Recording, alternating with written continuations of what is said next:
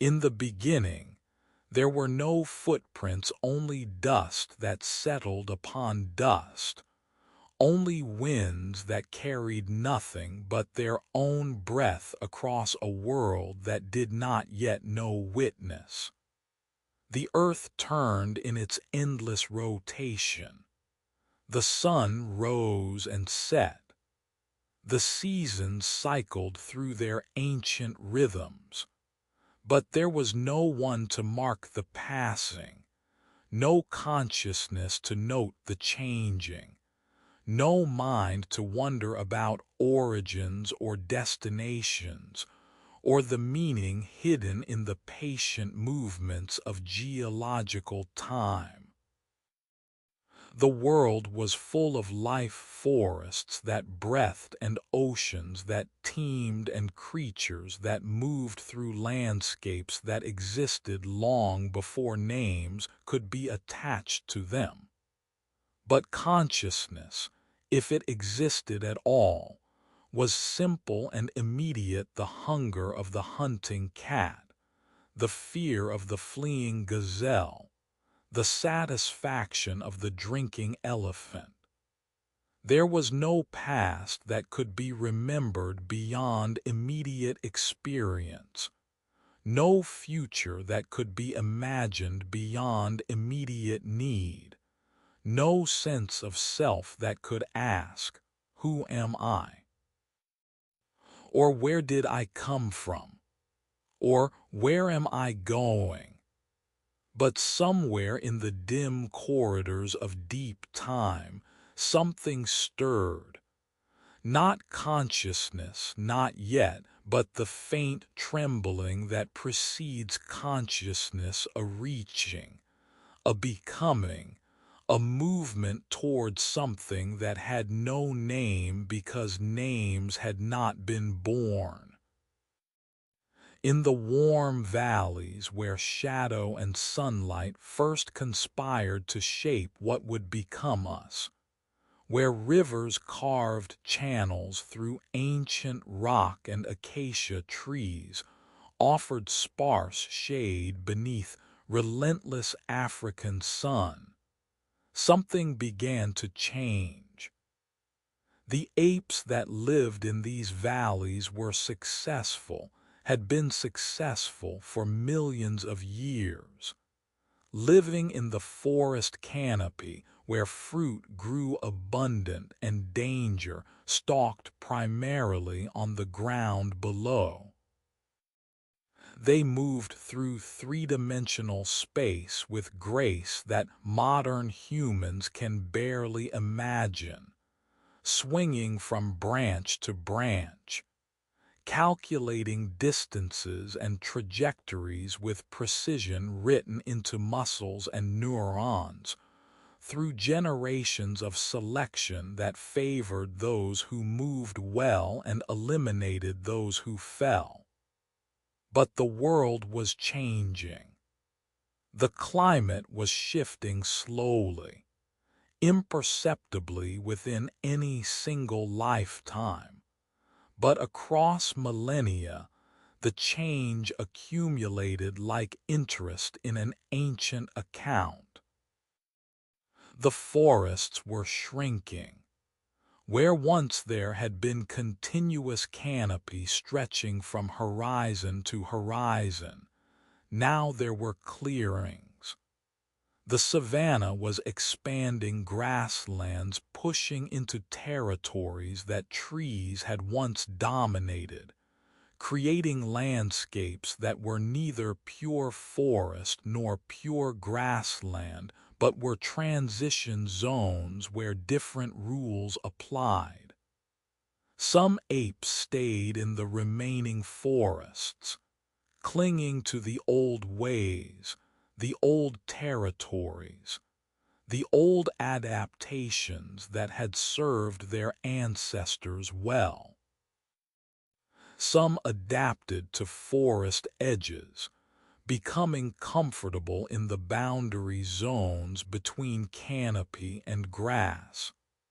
And some, our ancestors, began spending more time on the ground, not because they chose to in any conscious sense, but because the ground became unavoidable, became the space they had to cross to reach the scattered tree islands that remained, became the new reality that required new adaptations. The descent was not sudden abandonment, but gradual exploration, tentative ventures that became more frequent, necessity that became adaptation, that became new way of life. Walking on the ground required different movement than moving through trees.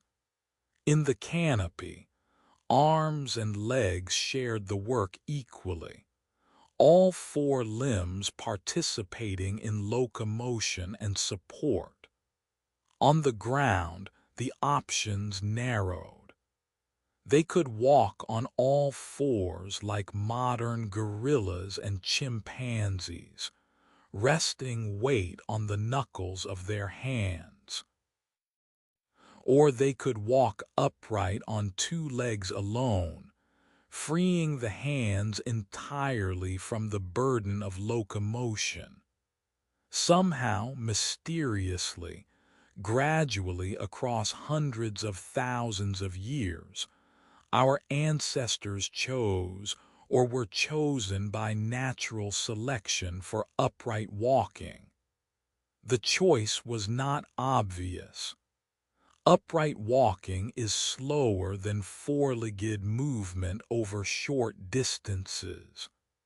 Upright walking is less stable, requiring constant adjustments to maintain balance. Upright walking exposes vital organs in ways that four-legged posture protects against. The costs were real and immediate, but the benefits, though perhaps less immediately apparent, were profound. Walking upright freed the hands completely. Hands that no longer needed for locomotion could carry things, could carry food back to safer locations, rather than eating where food was found, could carry infants who could no longer cling to mother's body hair as it gradually disappeared in adaptation to heat stress, could eventually carry tools and weapons, and all the objects that would transform human capability. Walking upright raised the body higher above the ground. In the tall grasses of the savanna, height meant visibility, meant spotting predators before they were close enough to strike, meant seeing distant prey or distant water sources, meant surveillance advantage that could mean the difference between eating and being eaten, between drinking and dying of thirst. Walking upright reduced exposure to the overhead sun. An upright body presents less surface area to the sun directly above than a horizontal body does, reducing heat stress in an environment where shade was scarce and overheating was constant threat. The adaptation to heat included loss of body hair and increase in sweat glands, changes that made upright walking even more advantageous because the cooling system worked better on exposed skin. The transformation required wholesale reconstruction of the body.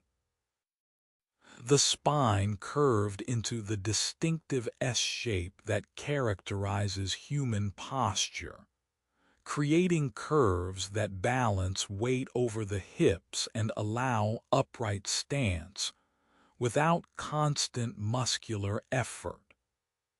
The pelvis broadened and shortened to support the weight of internal organs in upright position, to provide attachment points for muscles that stabilize upright walking, to create the basin that holds organs in place when gravity pulls them downward rather than distributing them horizontally, as in four-legged animals. The legs lengthened and straightened. The knee joint modified to lock when fully extended, allowing standing without constant muscular work.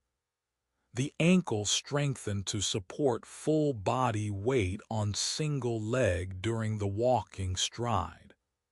The foot lost the grasping ability that serves tree dwellers and gained, instead, an arched structure that acts as spring, storing energy when the foot strikes ground and releasing it during push-off, making walking energetically efficient in ways that flat-footed walking cannot match. The skull balanced atop the spine rather than jutting forward from it, changing the entire structure of the neck and head, moving the foramen magnum, the hole through which spinal cord enters skull, to the base of the skull rather than to the back, allowing the head to balance rather than requiring muscles to hold it up against gravity's constant pull. But upright walking also created problems that our species still struggles with. The narrowed birth canal made childbirth difficult, and dangerous. Human birth is uniquely dangerous among primates, carries risks of death for both mother and infant that other ape births rarely face. The vulnerability to back problems became endemic. The human spine, under vertical loading, experiences stresses it did not evolve for, making back pain and disc problems common afflictions of bipedal life. The transformation took millions of years, was not sudden switch but gradual modification, so slow that no generation could perceive the change, even though across deep time the transformation was total. The earliest evidence of upright walking comes from around 7 million years ago, fragmentary fossils that suggest bipedal posture, but do not prove fully committed bipedalism. By 4 million years ago, creatures like Australopithecus afarensis, Lucy, and her kind were walking upright regularly, though their bodies retained some adaptations for climbing that suggest they still spent time in trees, still maintained connection to the arboreal life that had shaped their ancestors. By 2 million years ago, with Homo erectus, the commitment to upright walking was complete. These were creatures built for walking and running on open ground, creatures whose bodies showed no significant adaptations for climbing, creatures who had fully descended from the canopy and fully embraced terrestrial life. The transition was finished. The apes that had once lived in trees were now ground dwellers, fully adapted to life on the savanna, walking upright through grasslands that stretched beyond every horizon. The mystery is not in the mechanics of walking, but in what the walking unmade and remade. The hands freed from locomotion could carry and craft and gesture toward meaning. The upright posture made possible the expansion of brain size that would follow in later species. Because the skull balanced atop spine could grow larger without creating impossible stresses on neck muscles. The energy efficiency of bipedal walking allowed ranging over larger territories, allowed migrations that would eventually carry humans out of Africa and across the entire world. We close in the amber light of ancient savanna, watching shadows lengthen as the first walkers move through grass that is taller than memory, shorter than prophecy. They walk not knowing that their walking will echo through millions of years, will be preserved in footprints turned to stone, will define a lineage that will eventually include us, we who walk the same way they walked, we who inherited the upright posture and the freed hands, and all the possibilities that the first uncertain steps created. The dust that remembered walking. The ground that held footprints. The first steps that echo still in every stride we take. The beginning that was not beginning but continuation of something older, becoming something new. The transformation that took millions of years and that continues still, because we are not finished product but are work in progress, are still evolving, are still becoming whatever humans will become. The walk continues. The dust settles. And in the settling, the memory persists, memory of the first walkers who stood upright in an ancient world and took the steps that led, eventually, to us. Before fire was captured, the night was absolute, a darkness so complete it devoured everything beyond arm's reach.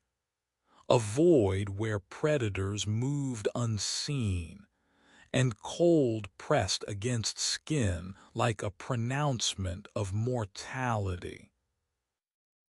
The darkness was not mere absence of light, but was presence, was the fundamental state of the universe beyond the narrow cone of day, was the condition that ruled most of the earth most of the time, was the domain where human eyes went blind and human ears strained to hear the approach of danger that could not be seen. The night was terror.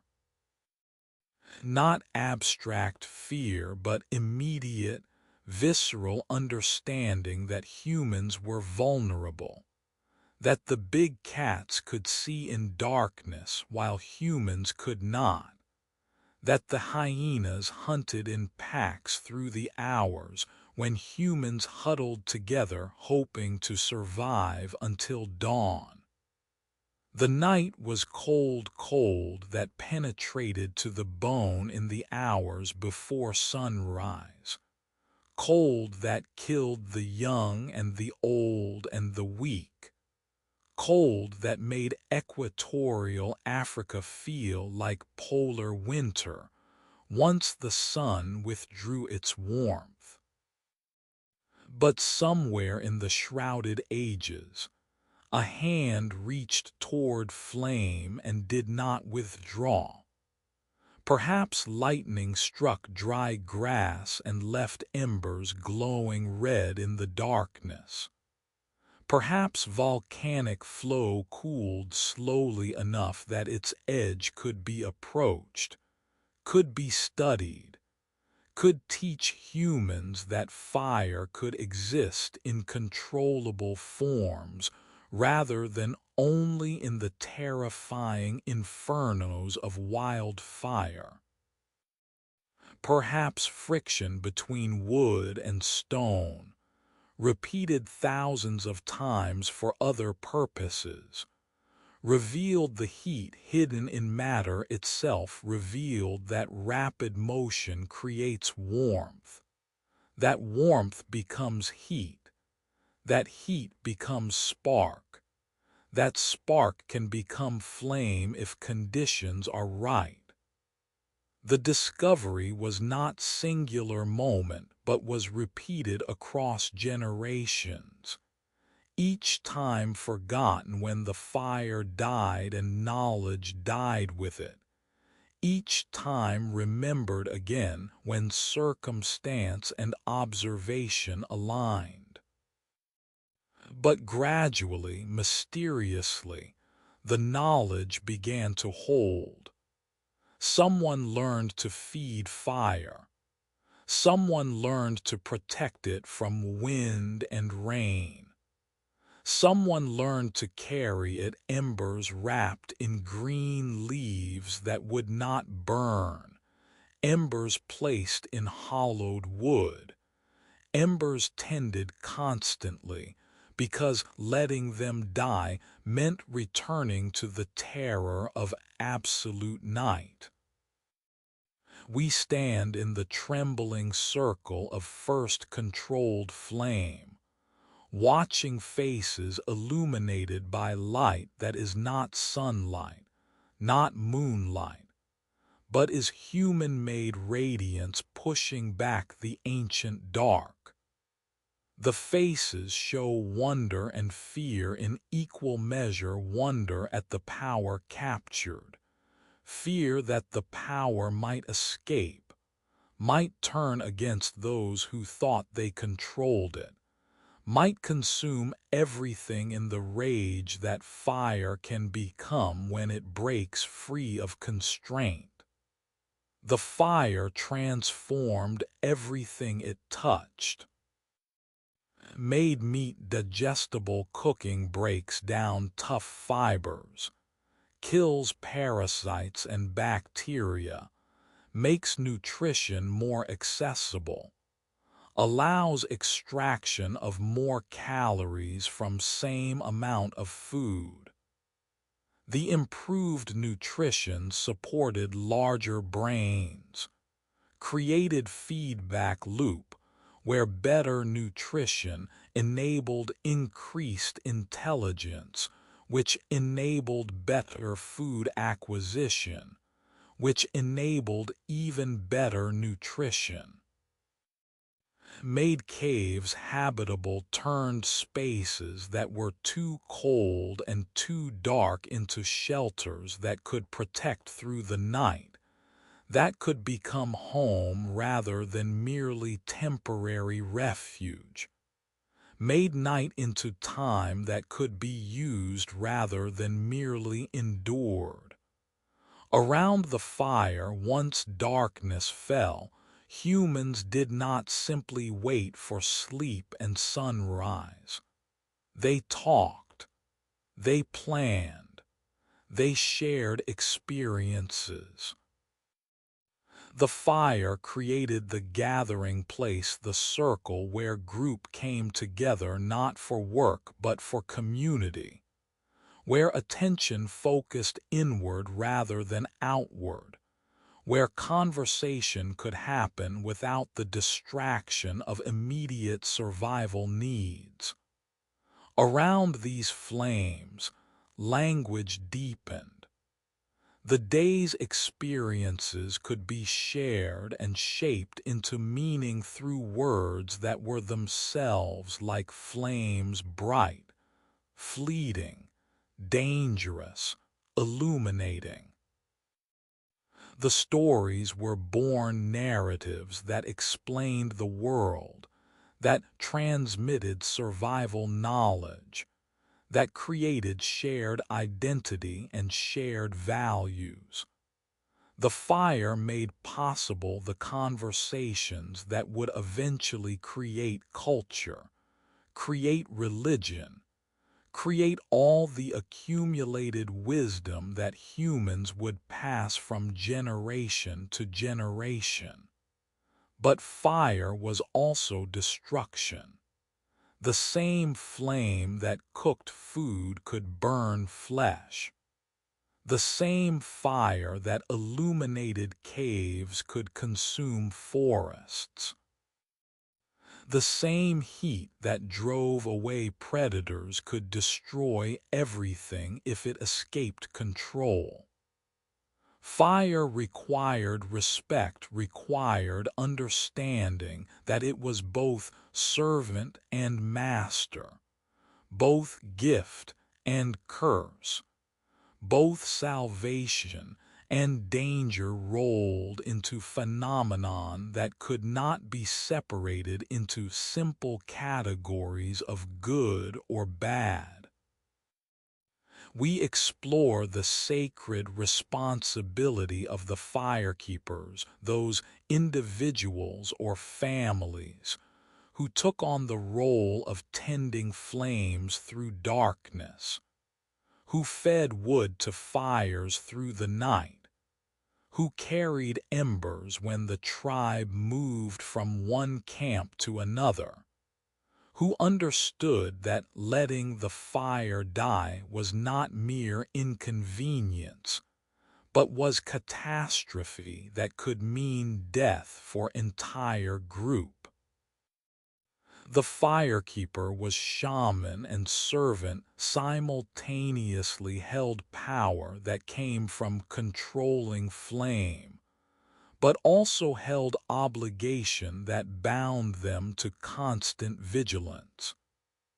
The techniques for making fire were hard-won knowledge. Friction between wood pieces, the hand drill or bow drill that could create enough heat to ignite tinder if the wood was right, and the technique was right and persistence was sufficient. Percussion striking stones together to create sparks that could ignite prepared tinder if the stones were right, and the striking was right, and conditions were favorable. Each technique required knowledge that took years to master, required practice that was often frustrating, required persistence through countless failures before success became reliable. The fire became portable technology. When groups migrated, when they followed game herds or sought better resources or fled from dangers, they carried fire with them. Carried glowing embers that could be maintained for days if protected properly, that could be fed with small amounts of fuel, that could reignite dead wood wherever the group stopped. The portable fire meant that the light and warmth and cooking capability traveled with the people, meant that each new camp could immediately benefit from fire without the difficulty of creating it anew. But the portability also created dependency. Once fire became integral to human life, living without it became nearly impossible. The groups that lost their fire faced catastrophe, faced cold nights without warmth, faced inability to cook food that had become dietary staple, faced vulnerability to predators that fire had kept at bay. The dependency meant that fire-making knowledge became crucial survival skill, meant that those who possessed the knowledge held power, meant that fire became not just tool, but became foundation on which human life was built. The archaeological evidence shows fire use spreading across human populations. Sites from 1 million years ago show possible evidence of controlled fire use, concentrations of charcoal, burned bones, arrangements of stones that might have been hearths.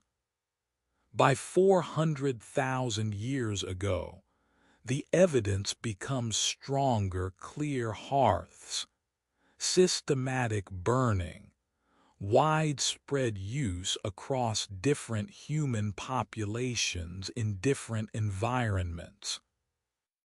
By 100,000 years ago, fire was so integral to human life that archaeological sites without evidence of fire use are the exception rather than the rule. The fire changed human evolution itself. The cooking allowed dietary shifts that changed gut size and brain size. The warmth allowed migrations into temperate zones where humans could not have survived without fire. The light extended the useful day beyond sunrise and sunset, created hours that could be used for activities beyond immediate survival needs.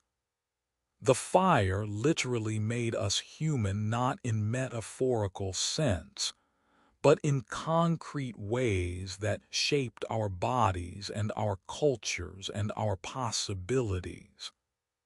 The chapter closes with flame reflected in watching eyes, human eyes that have learned to hold light, to carry it forward through time, to refuse the night's dominion.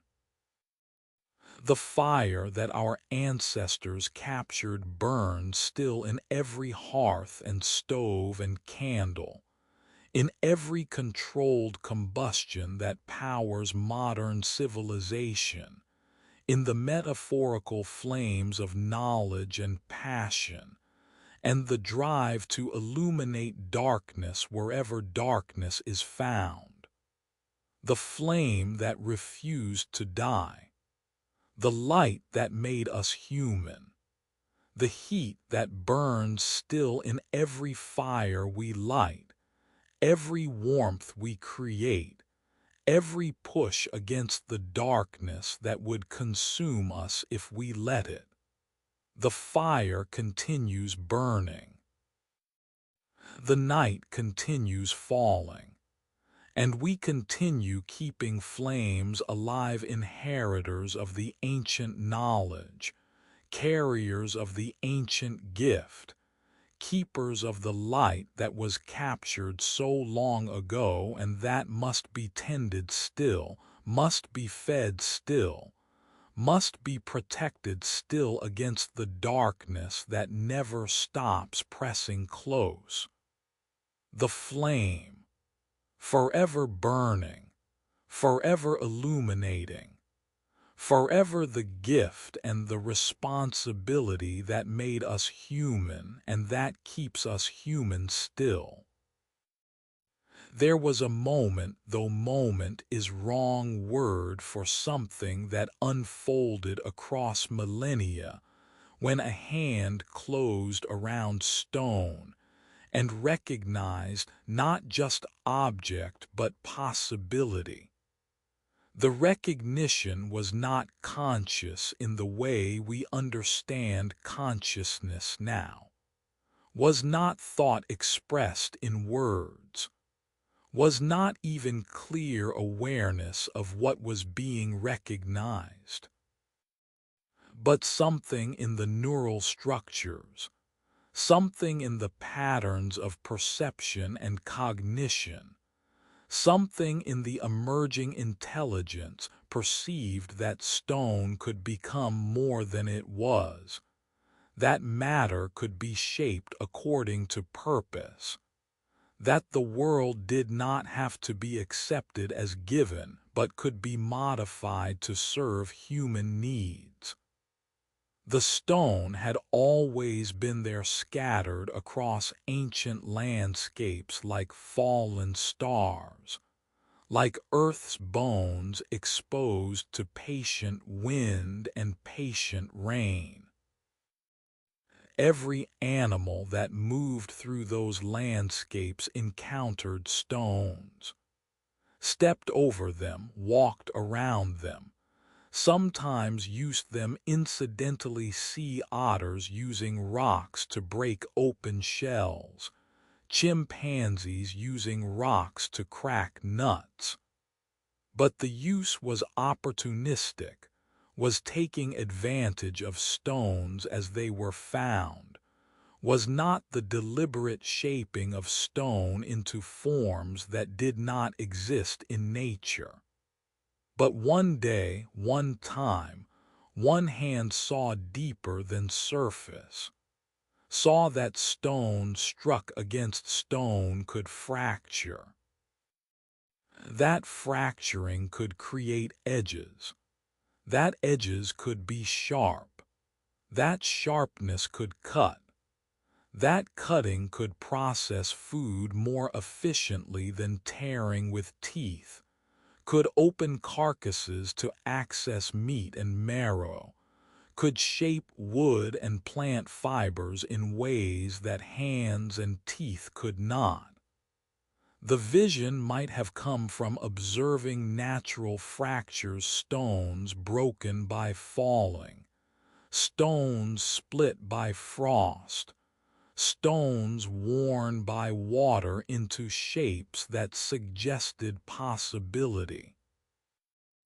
Or the vision might have come from accident, someone striking stones together for some other reason, and noticing the flake that broke away, noticing the sharp edge, noticing that the edge could cut. However it came, the vision once seen could not be unseen. The possibility once recognized could not be unrecognized. And so began the long dialogue between human intention and material reality, the shaping that would continue for 2.5 million years and counting, that would extend from simple stone flakes to silicon chips, that would transform not just stones, but the entire face of the earth.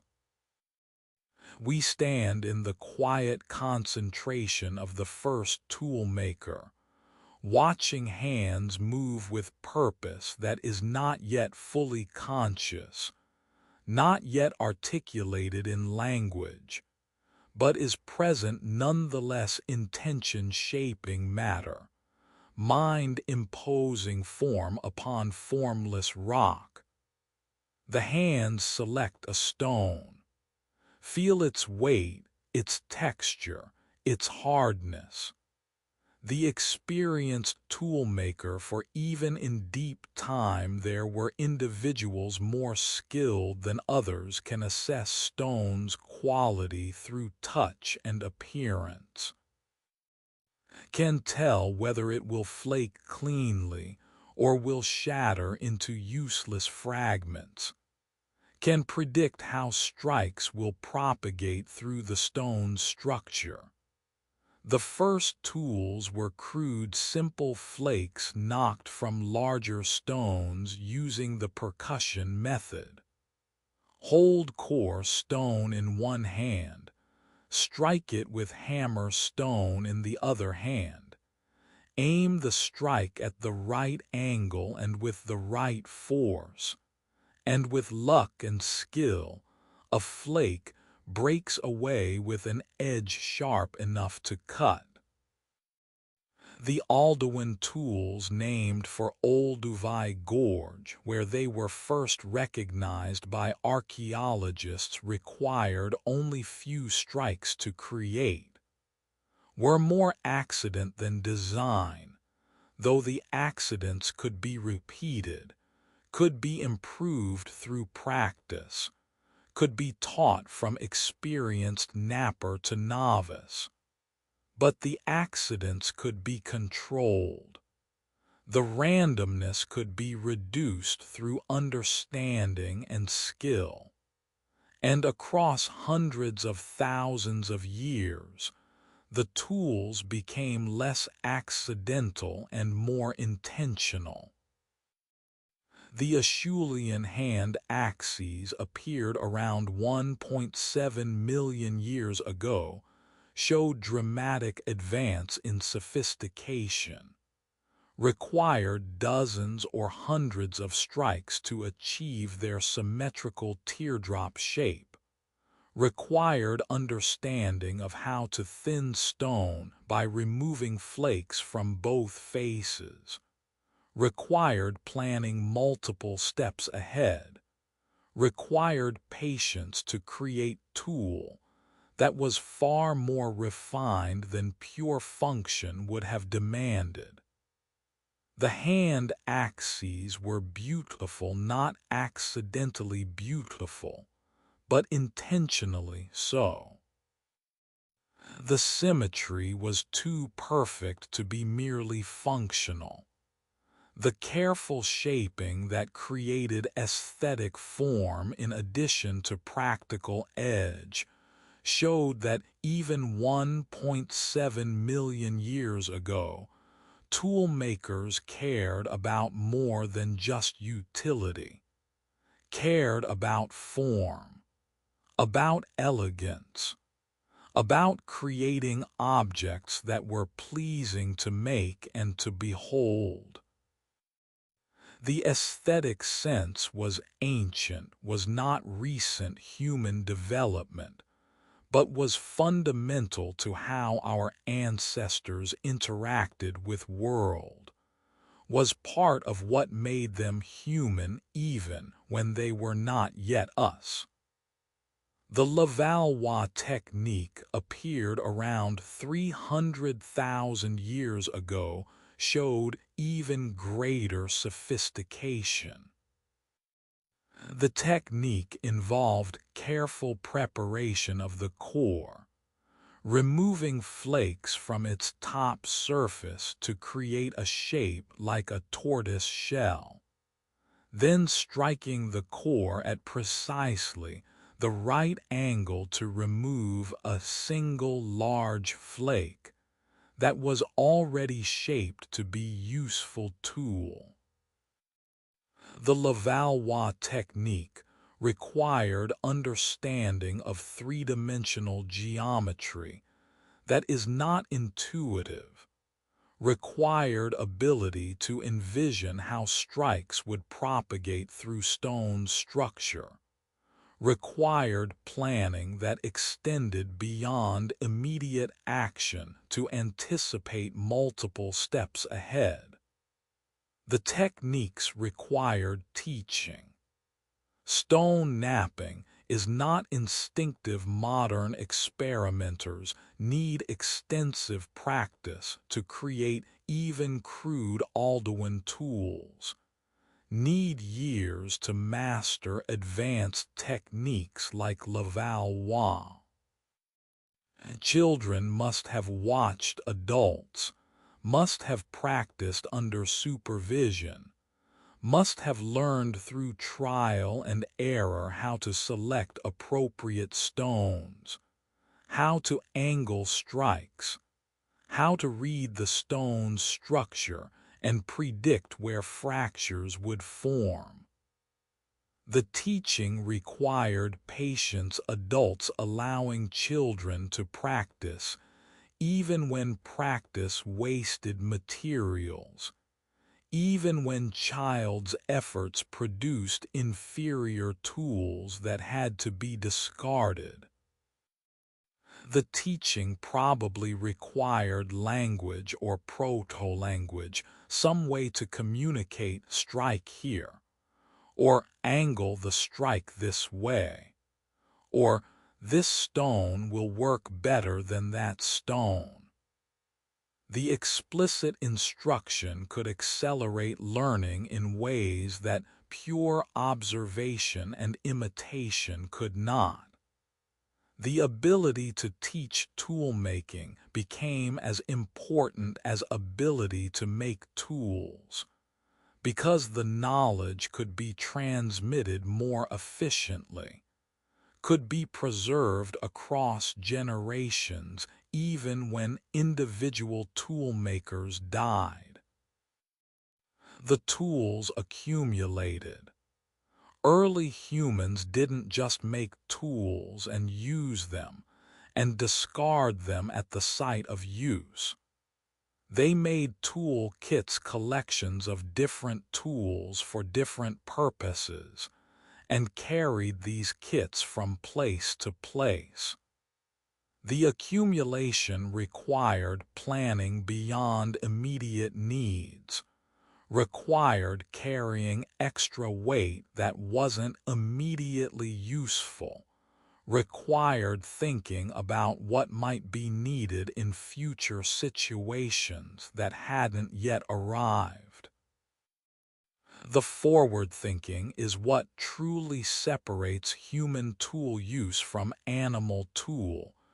Use the ability to create tools in advance of need, to carry tools to where they will be needed, to accumulate knowledge about tools across generations.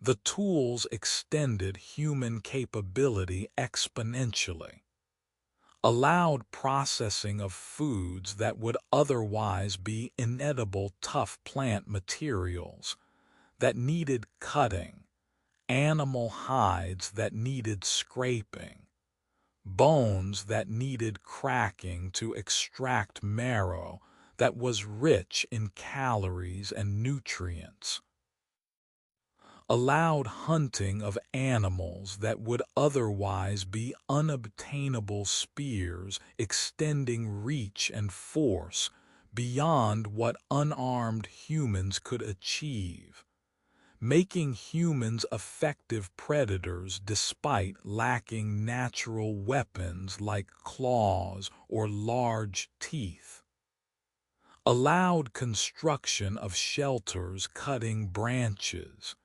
shaping poles, creating structures that protected against weather and predators, allowed creation of clothing, scraping hides to make them soft, cutting and sewing them into garments that allowed humans to survive in climates that naked bodies could not tolerate. The hand that held the stone never stopped extending its reach. The principle established 2.5 million years ago continues operating, the recognition that humans are not limited to biological inheritance, that intelligence applied to materials can create new possibilities, that the gap between imagined tool and actual tool can be bridged through work and skill and accumulated knowledge. The stone tools led to copper tools, led to bronze tools, led to iron tools, led to steel tools, led to all the complex technologies that shape modern life. But the stone remains primary, remains the first technology, the first deliberate shaping of matter according to mental template, the first transformation of world through intention and skill. In museums behind glass cases, the first tools wait. Stone flakes and choppers and hand axes, arranged chronologically to show progression from simple to complex. The tools look crude to modern eyes, rough edges, obvious manufacturing marks, forms that fall short of perfect symmetry. But in the crudeness is the beginning, is the first moment when hands held stone and saw not just stone but possibility, when intelligence shaped matter according to plan that existed first in mind and only later in world. The stone that held intention. The first technology that extended human capability beyond biological inheritance. The shaping that shaped us as we shaped it. The recognition that world could be changed, that human will could reshape material reality, that what was given was not all that could be. The stone remains in archaeological sites and in museums, in the direct line that connects first crude flakes to all tools that followed, in every object that humans have made by imposing intention on matter. The stone, forever holding the intention that made us makers, that made us shapers, that made us human. Language did not descend from heaven complete and perfect, did not arrive fully formed like a gift placed in human hands by benevolent gods. It emerged slowly, mysteriously, over hundreds of thousands of years from grunts and gestures, from the spaces between sounds where meaning gathered like morning mist, from the slow recognition that breath shaped by tongue and teeth could carry thought from one mind to another across the unbridgeable gap of individual consciousness. We open in the wordless world, in the time when communication was immediate and limited warning cries that signaled danger, contact calls that maintained group cohesion, emotional vocalizations that expressed fear or anger or contentment, but could not express anything more abstract, anything more removed from immediate experience. The calls were inherited, written into neural structures through millions of years of evolution, emerging automatically in response to specific stimuli, understood instinctively by those who heard them. But gradually, mysteriously, something changed. The sounds began to stick to things. A particular vocalization became associated with water, not the act of drinking, not the immediate experience of thirst being quenched, but the concept of water itself, the substance that could be referred to even when not present. Another sound attached to danger, another to mother, another to the idea of here versus there, of now versus then, of spatial and temporal relationships that could not be pointed to but could only be indicated through symbols. The association was arbitrary. Any sound could have meant anything. There was nothing inherent in the sound water that connected it to the liquid substance. But once established, once agreed upon by the community of speakers through processes we cannot now recover, the association became real, became shared convention that allowed communication beyond immediate context. The word summoned the thing even in the thing's absence.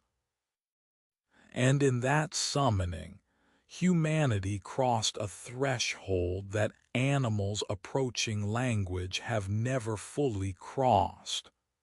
The threshold was the ability to speak of what is not present. Animals can communicate about immediate circumstances, the predator that is currently approaching, the food source that is currently visible, the social bond that is currently being established or maintained.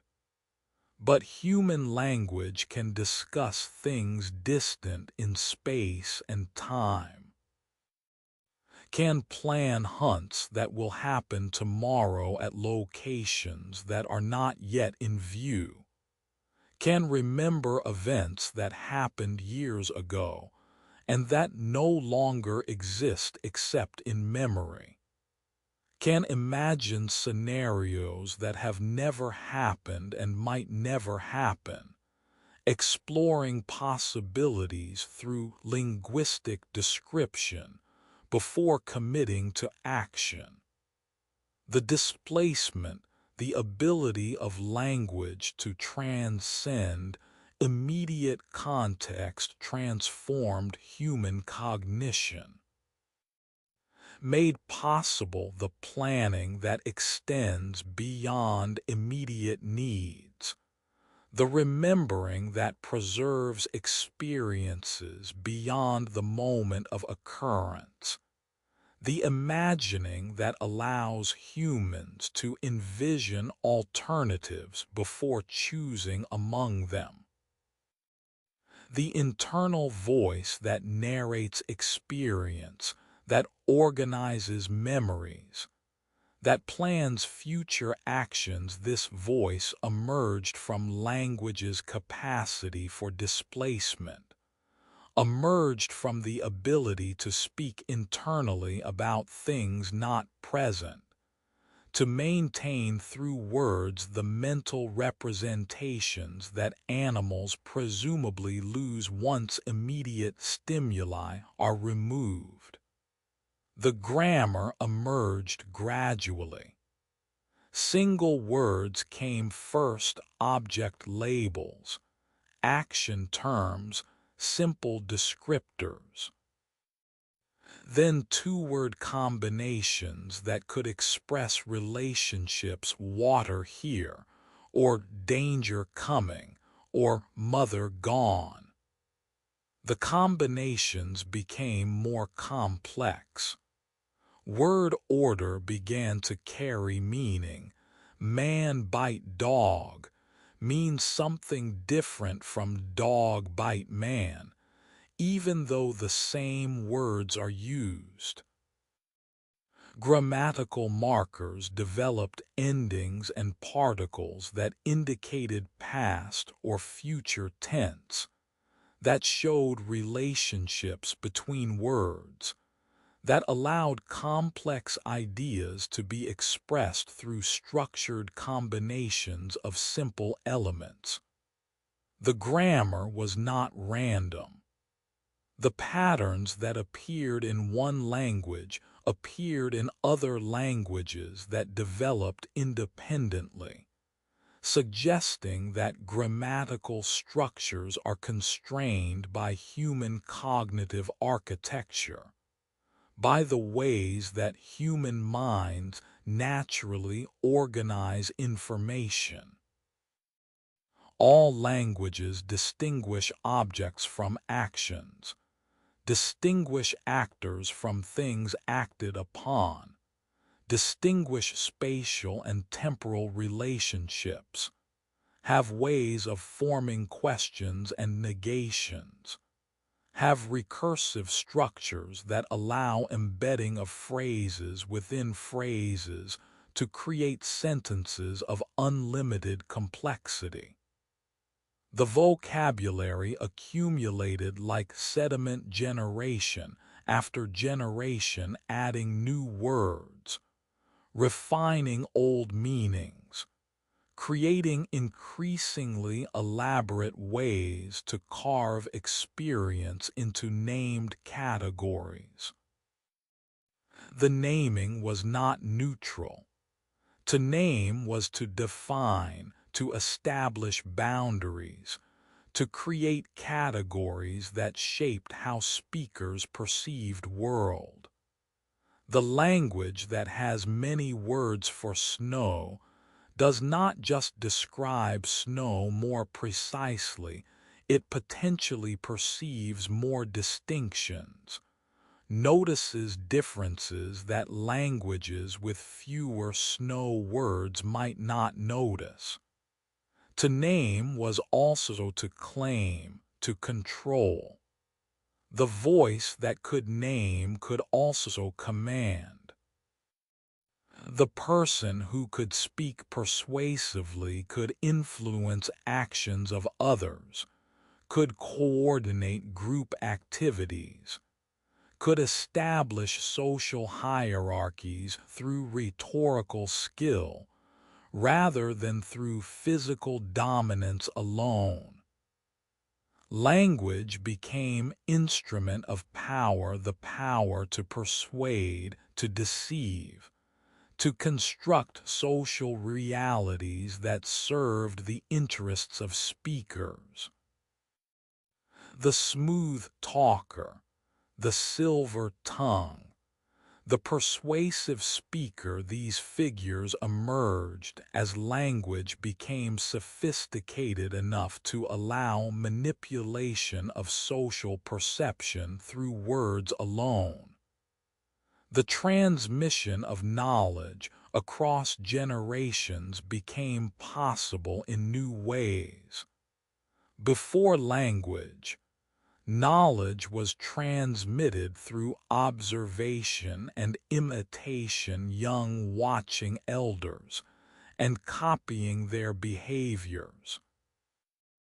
Language allowed explicit instruction, allowed adults to explain not just what to do, but why to do it, allowed transmission of abstract principles rather than just concrete behaviors, allowed knowledge to accumulate across generations as each generation refined and added to what previous generations had learned.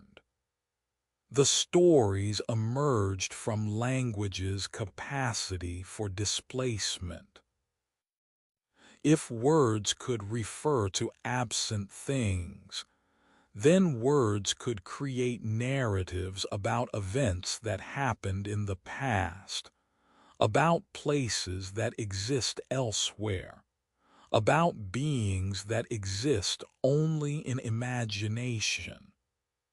The storytelling served multiple functions, transmitted survival knowledge, established group identity, provided entertainment during the hours when work was done, but sleep had not yet come. But storytelling also did something deeper, created shared realities, established moral frameworks, answered the questions that all humans ask about origins and purposes and meanings. The self emerged through language. Before language, consciousness presumably existed, the felt sense of experiencing, the subjective awareness that characterizes mental life. But self-consciousness, the awareness of awareness, the ability to observe oneself observing, the capacity to ask, who am I? And to recognize the question as itself worthy of examination required language, required the I that could refer to itself, the narrative that could organize experiences into coherent story of personal identity, the internal dialogue that maintains sense of continuity across time. We explore how language shapes thought in ways that speakers cannot easily recognize. The language that forces grammatical marking of gender might make gender more salient to speakers. The language that spatially orients through absolute directions north, south, east, west rather than relative directions left, right might develop different spatial cognition.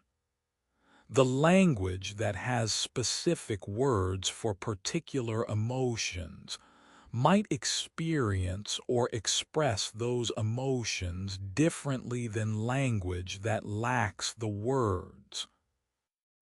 The linguistic relativity is not absolute. All humans share basic cognitive architecture, regardless of language, but language shapes cognition at the margins, influences what is easily thought and what is difficult to think. The chapter deepens into recognition that we think in language, dream in language, construct our very selves through linguistic categories. That the voice in our heads, the internal narrator who seems so intimate, so essentially us, is itself linguistic construction, is product of language capacity rather than being prior to language. That removing language would not just remove ability to communicate, but would transform consciousness itself in ways we cannot imagine because we cannot think outside language to envision what non-linguistic consciousness would be like. We close with the understanding that every word spoken carries echoes of all previous speakers, that language is inheritance we receive and modify and pass forward, that speaking makes us human in ways that no other capability does. The voice that named the invisible, the sound that became symbol, the transformation that made abstract thought possible, that created self-consciousness, that allowed the accumulation of culture across generations. The voice echoes through time in every word spoken, in every thought, in every attempt to bridge the gap between one consciousness and another through the magical trick of language that carries meaning from speaker to hearer, through nothing more substantial than shaped breath and shared convention. The voice continues speaking. The naming continues. And we are creatures of the word shaped by language as surely as by biology, thinking through words, knowing ourselves through words, connected to each other through words that carry the accumulated wisdom and accumulated errors of all who spoke before us.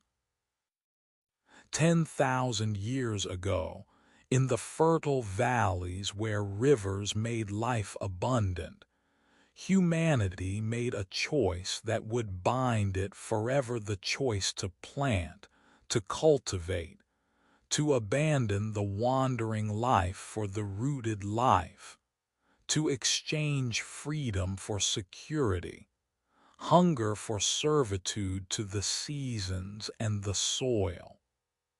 The choice was not made consciously by any individual or generation, was not decided through counsel or debate, was instead gradual drift across centuries, small modifications to gathering practices, small increases in attention paid to favored plants, small steps that accumulated until the boundary between gathering and farming had been crossed without anyone noticing the crossing.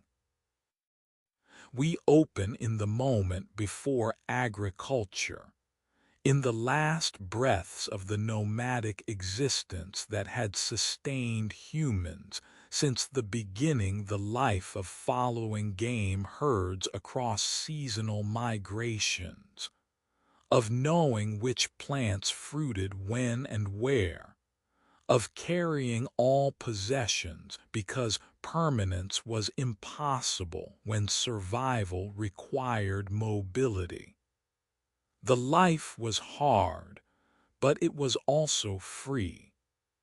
The nomads owed allegiance to no land because all land was temporarily home, could not be conquered because they could move faster than armies could follow, could not be enslaved because their skills were mobility and knowledge of territory, and the ability to survive through movement.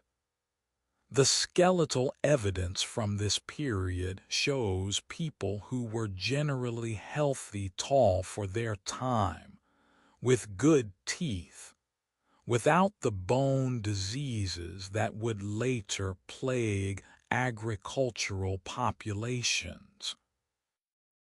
The time-use studies of modern hunter-gatherers suggest work requirements of perhaps 20 hours per week to meet subsistence needs, less than modern office workers, less than modern farmers, less than most occupations in industrial societies.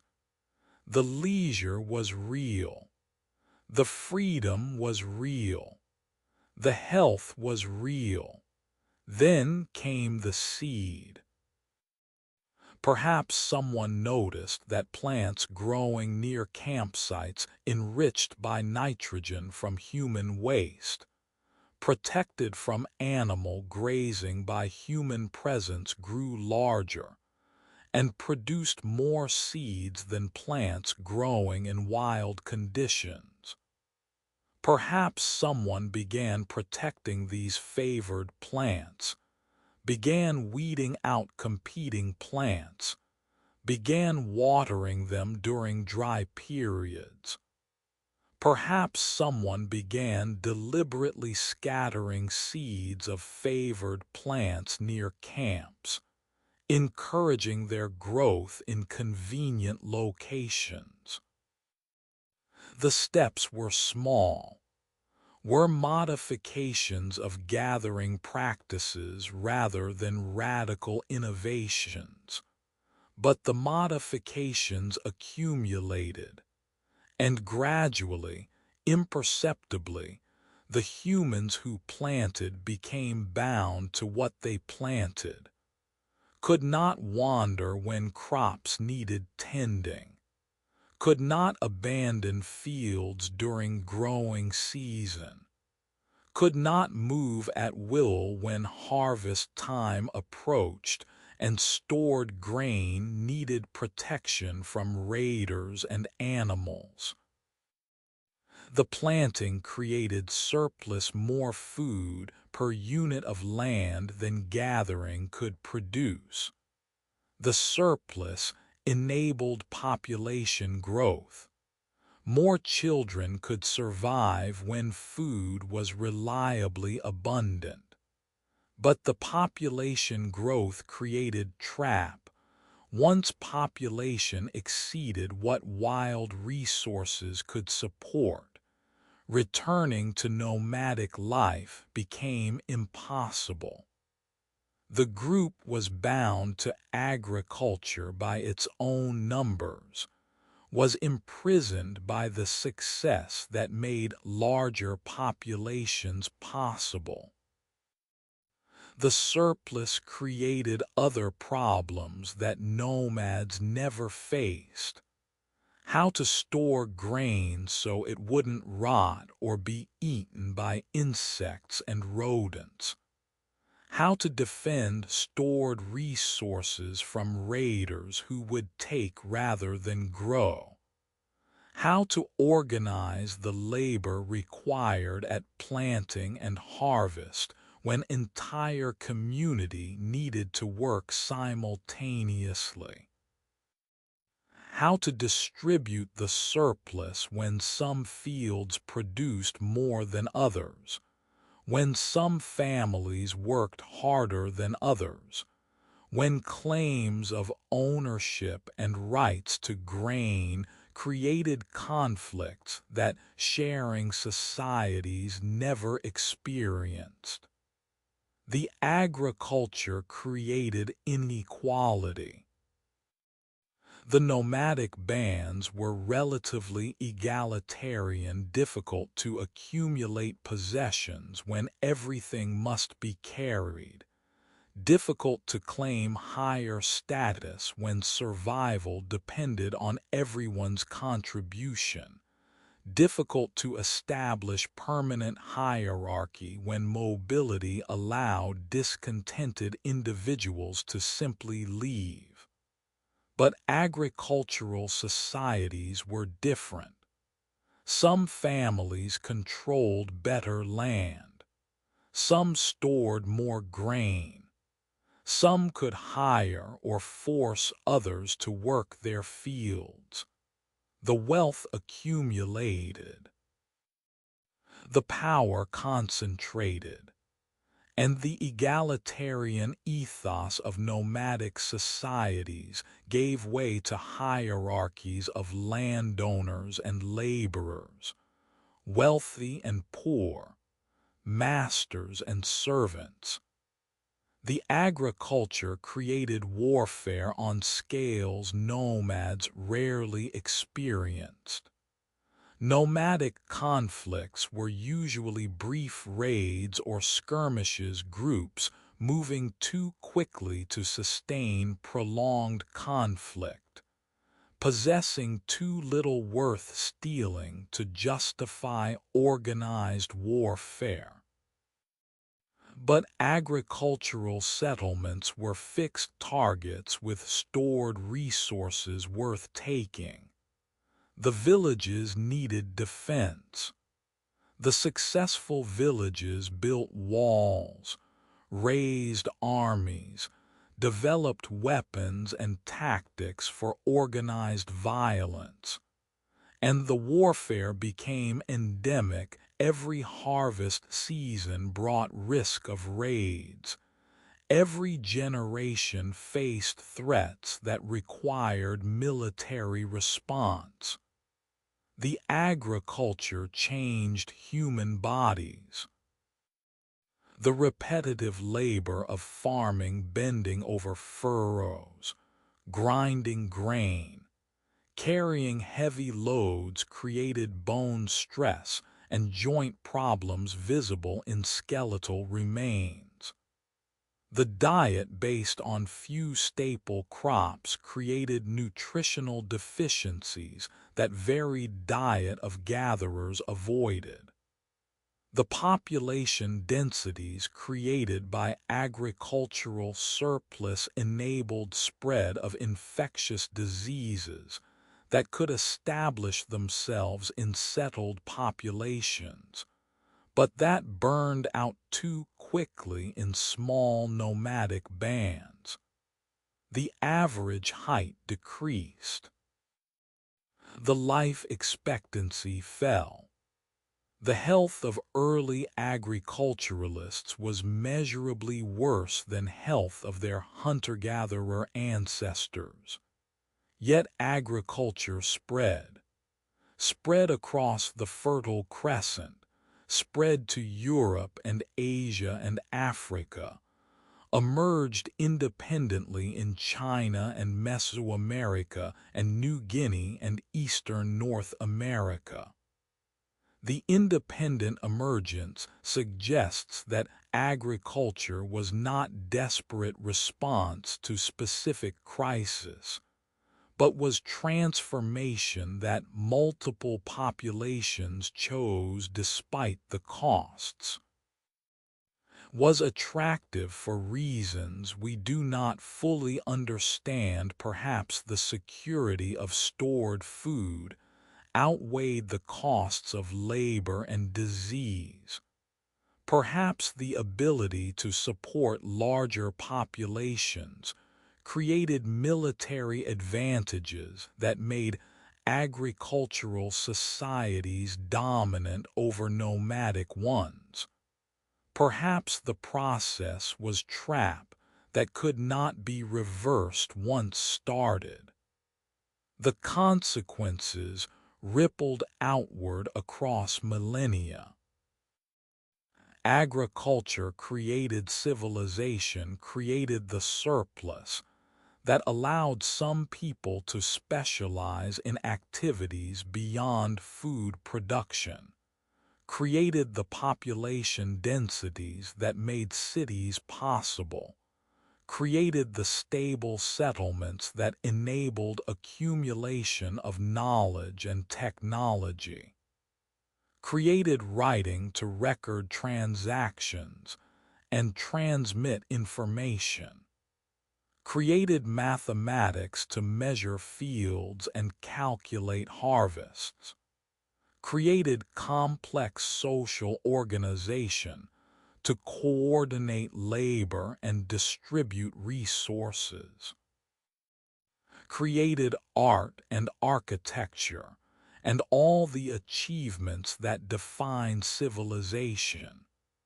But agriculture also created the problems that plague civilization still, created the environmental degradation that comes from intensive land use, created the warfare that comes from defending and raiding resources, created the inequality that comes from some controlling land and labor while others work for subsistence, created the alienation that comes from repetitive labor that serves others' interests rather than one's own needs, created the vulnerability to famine when crops fail, and to epidemic when diseases spread through crowded populations. The chapter closes in a field at dusk, watching farmers return to village as light fades. They walk slowly, bodies bent from day's labor, minds calculating whether harvest will be sufficient, spirits bound to this place by the crops they have planted and the grain they have stored and the investments they have made that cannot be abandoned without losing everything. The seed that imprisoned them also feeds them. The bargain with earth continues, provides abundance but demands servitude, creates security but requires vigilance, enables civilization but destroys the freedom that nomadic ancestors knew. The seed that imprisoned and fed, the choice that could not be undone, The transformation that created everything we value about civilization, while destroying everything our ancestors valued about freedom. The agriculture continues in every field and farm, in every harvest that feeds cities, in every surplus that enables specialization and culture, and all the complexity that makes modern life possible. The seed grows still. The binding continues. And we remain bound inheritors of the choice made 10,000 years ago, living in the world that agriculture created, unable to return to the wandering life even if we wanted to because the world is too full, the populations too large, the dependencies too deep. The seed, forever planted, forever growing, forever the choice that shaped everything that followed. When humans began to settle, began to claim territory as permanent possession rather than temporary shelter, the concept of ours and theirs solidified like cooling metal hard, definite, sharp enough to draw blood. The boundary that had been fluid became fixed. The identity that had been permeable became exclusive. The world that had been open became divided into inside and outside, into those who belong and those who are excluded, into us and them. We open at the first wall, not metaphorical barrier, but actual stones stacked one upon another, marking the boundary between community and stranger, between safety and danger, between the protected circle and the wilderness beyond. The wall might have been simple at first, perhaps just a ring of thorn bush around a settlement, perhaps a shallow ditch backed by earthen rampart, perhaps a fence of wooden stakes. But the principle was established: this ground is different from that ground. These people have rights here that those people do not have. The world divides at this line. The wall was protection. That much was obvious and remains obvious still. The wall kept out predators, the lions and hyenas and leopards that had preyed on humans since before humans were humans.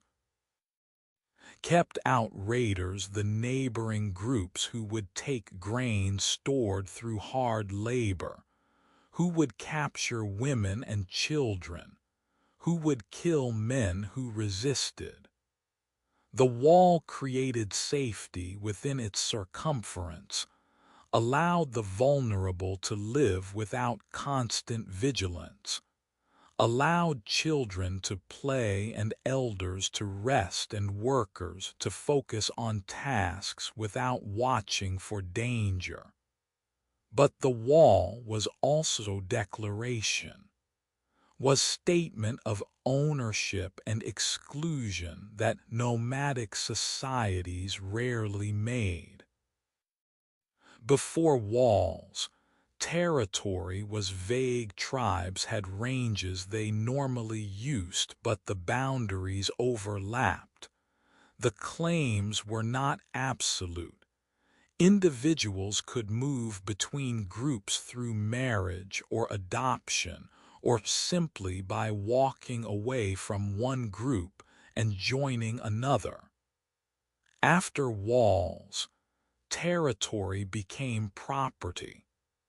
The land within wall belonged to the community in ways that created obligations and rights unknown to nomads.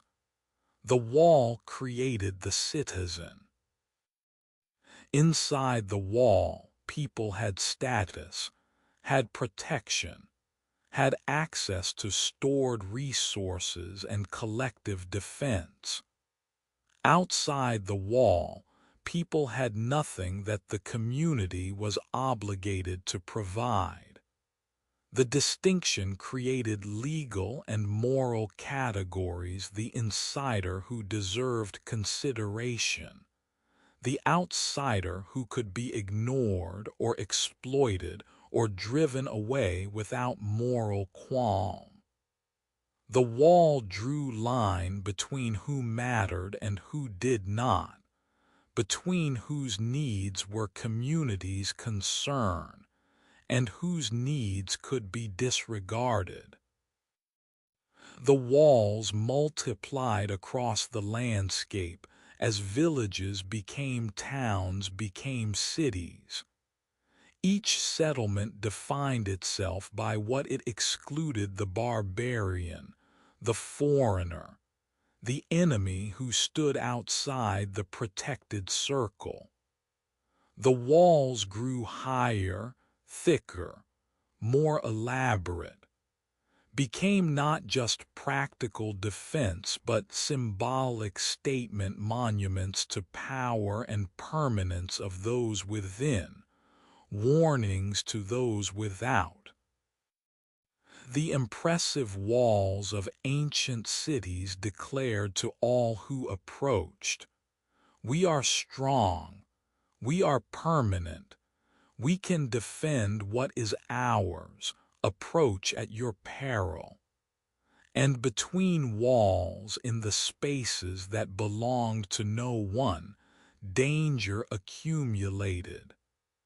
The no-man's land between settled territories became space of violence where raiders operated, where outlaws hid, where those excluded from all communities gathered. The barbarian was created by the wall's existence, was defined by position outside the civilized circle, was assumed to be savage because savage was what existed beyond the boundaries that civilization drew. We explore how walls shaped identity. The people within wall defined themselves by shared residence, shared protection, shared contribution to common defense and common good. The citizen was person who belonged, who had roots, who could claim "we" and mean the community within walls. But the definition created obligation. The citizen owed loyalty, owed military service, owed taxes and labor for maintenance of walls and other common infrastructure. The freedom of nomadic life, the ability to leave if leadership was oppressive or conflicts were unresolvable, was traded for security and belonging that walls provided. The walls also created xenophobia, fear, and suspicion of outsiders who might threaten what insiders had built. The stranger arriving at gates was automatically suspect, might be spy or scout for raiding party, might bring disease, might disrupt carefully maintained social order. The hospitality that nomadic groups often extended to travelers became conditional in walled settlements, extended only after questioning, only after verification of peaceful intent, only after establishment of guarantees that the stranger would not abuse the community's trust. The walls became prisons as well as protections.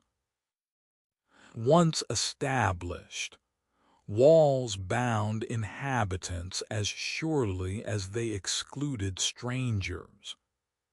The investment in walls construction, the agricultural fields outside that depended on walls protection, the social networks and property claims and status hierarchies that existed within the community, all these made leaving difficult even when life within walls became oppressive. The walls that protected also trapped, created dependencies that ensured most people would endure hardship rather than abandon the security that walls represented. The chapter deepens into recognition that walls create the very threats they claim only to protect against. The division of world into ours and theirs generates conflicts that fluid boundaries do not generate. The claim that this land belongs exclusively to this people guarantees conflict with other peoples who claim different boundaries or who deny that land can be owned at all. The walls that protect against today's enemies create tomorrow's enemies by the very act of exclusion, by the statement that those outside do not belong and have no legitimate claims to what lies within. But walls also enable scale. The protection that walls provide allows accumulation of resources, of population, of specialized knowledge and complex social organization. Without walls, the permanent settlements that make civilization possible could not exist. Without permanent settlements, the cities that concentrate knowledge and culture could not form. Without cities, most of what we value about human achievement, art, science, literature, philosophy could not have developed.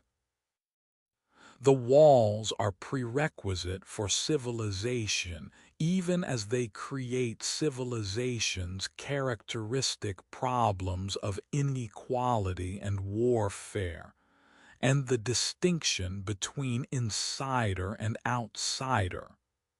We close standing at ancient wall in moonlight, feeling the weight of stones that have divided human from human for millennia. The stones are cold beneath our hands, are rough with age, are silent about the intentions of those who placed them, about the fears that drove their construction, about the countless times they were breached or held against assault. The walls stand still in ruins mostly, their defensive purpose obsolete but their symbolic power undiminished. Every border, every fence, every line drawn on map echoes that first wall, repeats the division between belonging and exclusion. The wall that divided belonging, the barrier that created categories of citizen and stranger, the protection that required exclusion, the stones that separate us still in every border that restricts movement, in every distinction between insider and outsider, in every claim that this territory belongs to these people, and that others must remain outside or enter only on terms that insiders dictate. The walls stand, the divisions persist, and we remain divided inheritors of the first walls, living in worlds structured by boundaries between belonging and exclusion, unable to imagine how to have the security without the division, the protection without the enmity, the community without the walls.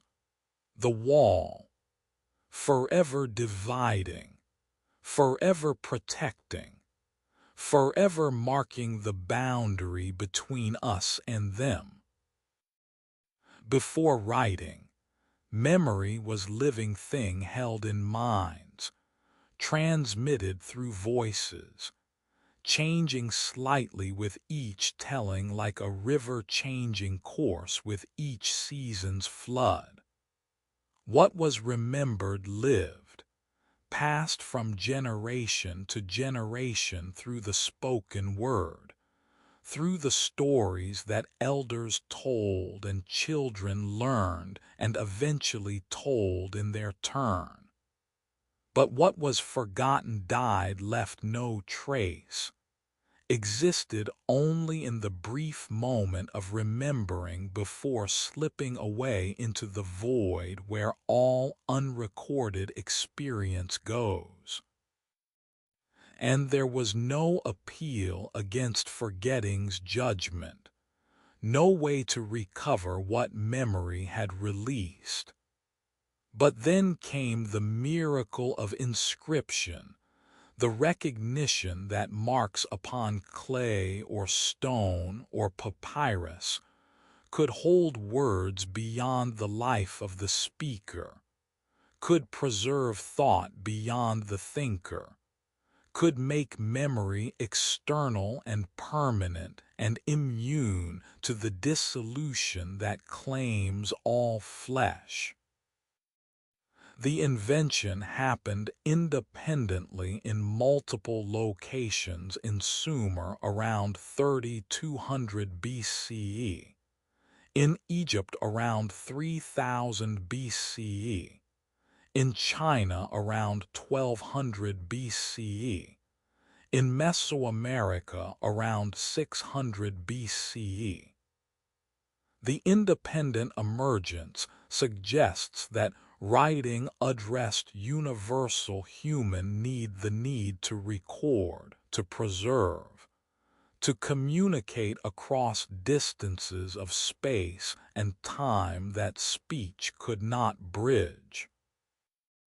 We open in ancient Sumer, in the cities that rose between the Tigris and Euphrates rivers, watching a scribe press wedge-shaped stylus into soft clay. The tablet is small, fits in the hand. The marks the scribe makes are simple combinations of wedge shapes that represent syllables, that together form words, that together form sentences documenting some mundane transaction. So many sheep, so much grain, paid by this person to that person, recorded in this year of this ruler's reign. The content is boring, but the fact of writing is revolutionary. The scribe is creating external memory information that will persist after the transaction is forgotten, that will survive after the scribe and the buyer and the seller are all dead, that will speak to future generations about economic relations in a world that will eventually become ancient history. The tablet is time machine, is message in a bottle cast forward through the centuries. is voice speaking across the void that normally silences all voices. The first writing was mundane accounting records, inventories of temple goods, lists of property and payments. But the implications were infinite. If words could be captured, then knowledge could accumulate across generations. The farmer who learned through hard experience which crops grew well in which conditions could record that knowledge for descendants. The astronomer who tracked stars and seasons could preserve observations across decades. The ruler who established laws could make those laws permanent rather than subject to the memory and interpretation of whoever succeeded to power. Writing transformed administration, made possible the governance of territories too large for personal authority, too complex for oral tradition to manage. The tax records, the census lists, the legal codes all required writing to function at scale. The empires that arose after writing's invention could coordinate activities across vast distances, could maintain continuity of policy across generations, could accumulate bureaucratic knowledge that made complex governance possible. Writing transformed religion. The oral traditions that varied from teller to teller could be fixed in canonical texts that claimed ultimate authority. The sacred teachings could be preserved exactly, could be studied and interpreted, could be defended against innovation and heresy. The priests became scholars, learned to read and write, maintained the texts, controlled access to knowledge that was written but not widely readable. The scriptures gained authority that oral tradition never had. The written word seemed fixed, seemed eternal, seemed closer to divine truth than the flexible and changeable oral traditions. Writing transformed history.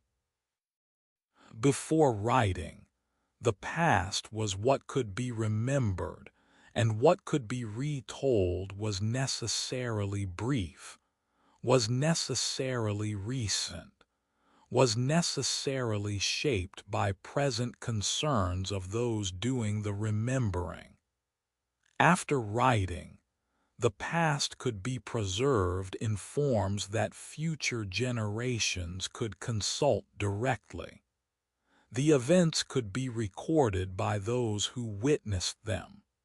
The interpretations could be captured and compared and evaluated. The long sweep of time became accessible in ways that oral cultures could never achieve.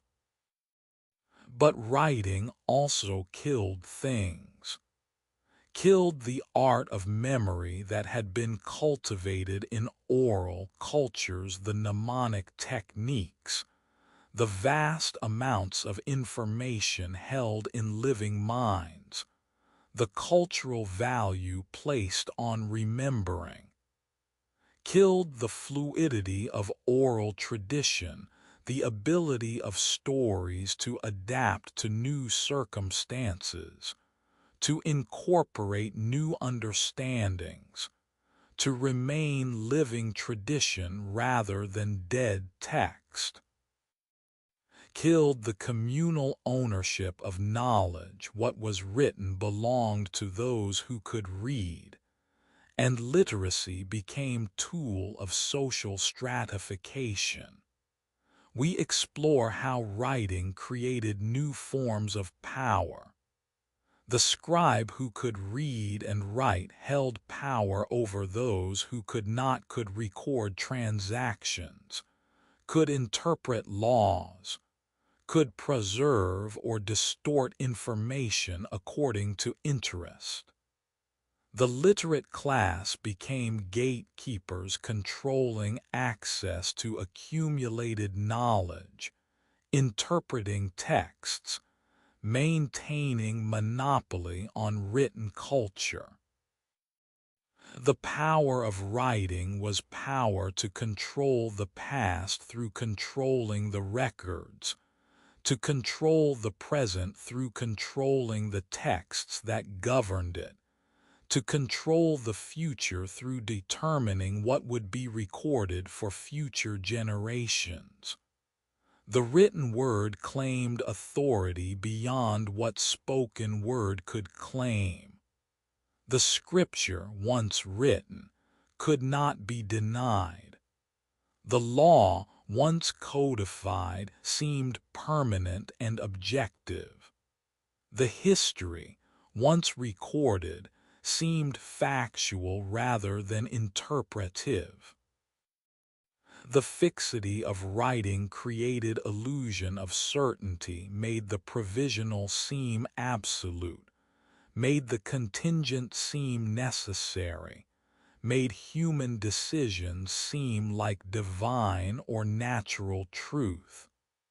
But the permanence was also illusion. The clay tablets broke, the papyrus decayed, the manuscripts burned.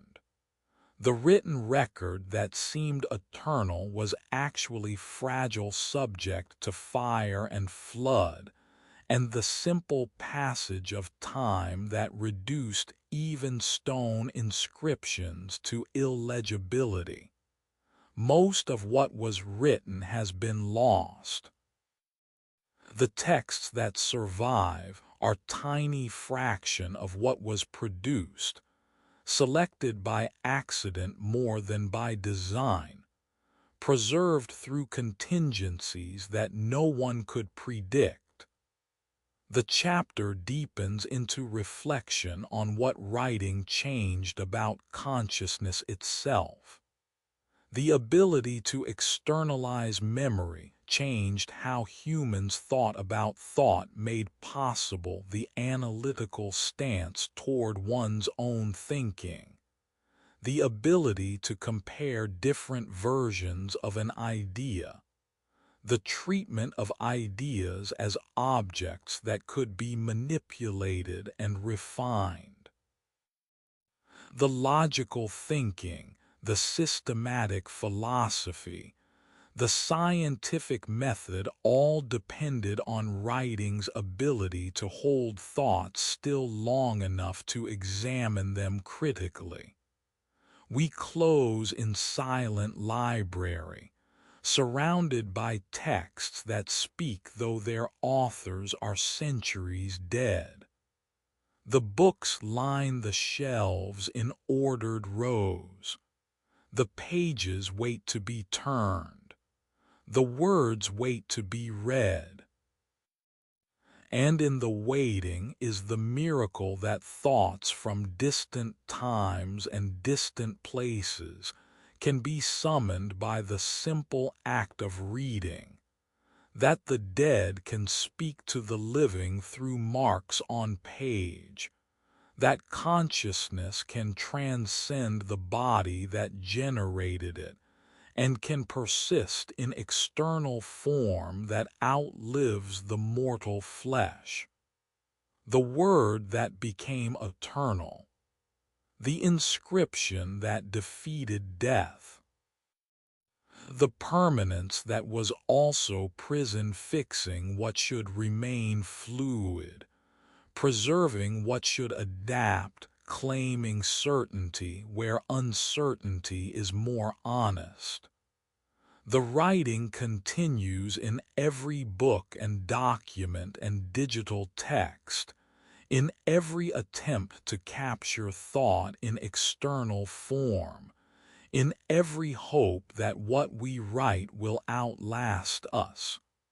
The words wait, the texts accumulate, and we remain creatures of the written word shaped by literacy, thinking through texts, knowing ourselves and our history and our possibilities through the written records that connect us to the long conversation that writing makes possible.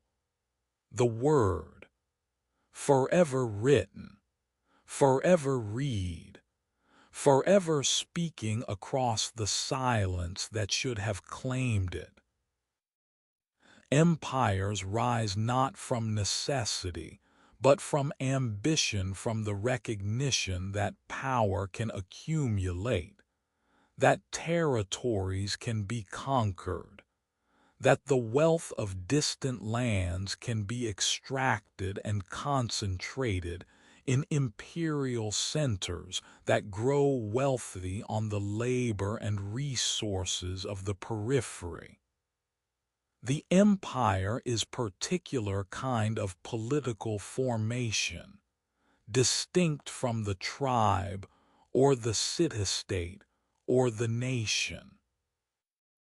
Is organization of inequality on continental scale the metropole that commands, the provinces that obey, the flow of wealth and power always from edges toward center, from conquered toward conquerors. We open at the height of empire not one particular empire, but the idea of empire itself, the pattern that repeats across history, as kingdoms expand into superstates that claim dominion over vast territories and diverse peoples. The imperial capital is magnificent. The monuments declare permanence, temples that reach toward heaven, palaces that house thousands, walls that stretch beyond sight, aqueducts that bring water from distant mountains, roads that connect the capital to every corner of the realm. The abundance flows inward like blood through arteries. The grain ships arrive from Egypt, from North Africa, carrying the harvests that feed the million residents of Rome. The gold comes from Spain, from Dacia, extracted by slave labor in mines where life expectancy is measured in months. The silks arrive from the east, the spices from the south, the amber from the north. The city consumes the production of continents, gives back only the order that its legions impose and the culture that its literature and laws represent.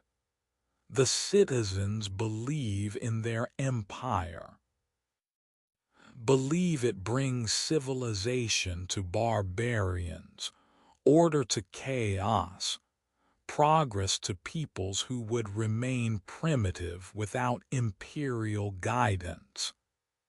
The ideology of empire is always the same: we conquer for your own good. We rule because we are superior. We extract your wealth because we use it better than you could. Our domination is justified by our achievements. And the ideology is partially true. The empire does build roads and aqueducts, does spread literacy and law, does create periods of stability that allow trade and culture to flourish. But the empire requires constant expansion to fund itself. The conquests generate plunder that finances the next conquests. The new provinces provide tax revenue that maintains the legions that conquer more provinces. The system is inherently unstable, must grow or collapse, must continually incorporate new territories because the administrative costs and military expenses exceed what existing territories can sustain. The expansion has logical limit eventually. The empire reaches boundaries where further conquest is not profitable, where the costs of governing distant territories exceed the revenues they generate. The empire requires constant suppression of rebellion to maintain itself. The conquered peoples do not willingly accept subjugation, they resist, they rebel, they seek opportunities to break free from imperial control. The legions that conquered them must remain to hold them. The taxes that fund the legions must be extracted from people who see no benefit in paying them. The resentment accumulates. The revolts multiply. And the military costs of suppression grow until they consume resources that might have been used productively. We explore the imperial logic that justifies itself through claims of bringing civilization. The Roman Empire spreading Latin and law across Europe. The British Empire claiming to bring modern governance and Christianity to peoples who need enlightening.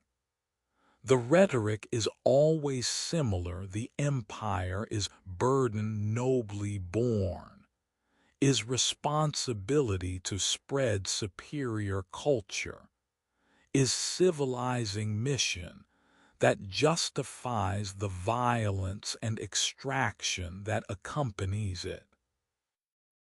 And some of the conquered believe it, internalize the imperial narrative, become more Roman than Rome, more British than Britain, identify with the empire that subjugates them. But others resist. In the provinces, rebellion simmers. The memory of independence persists. The resentment of conquest is passed from generation to generation. And when the empire weakens, when succession crises divide the center, when external enemies threaten the borders, when economic decline reduces the resources available for suppression, the provinces break away. The empire that seemed permanent reveals itself to be temporary, to be held together by force rather than by loyalty, to be system that works only when the center is strong enough to compel obedience. The empire spreads its legions thinly across too much territory.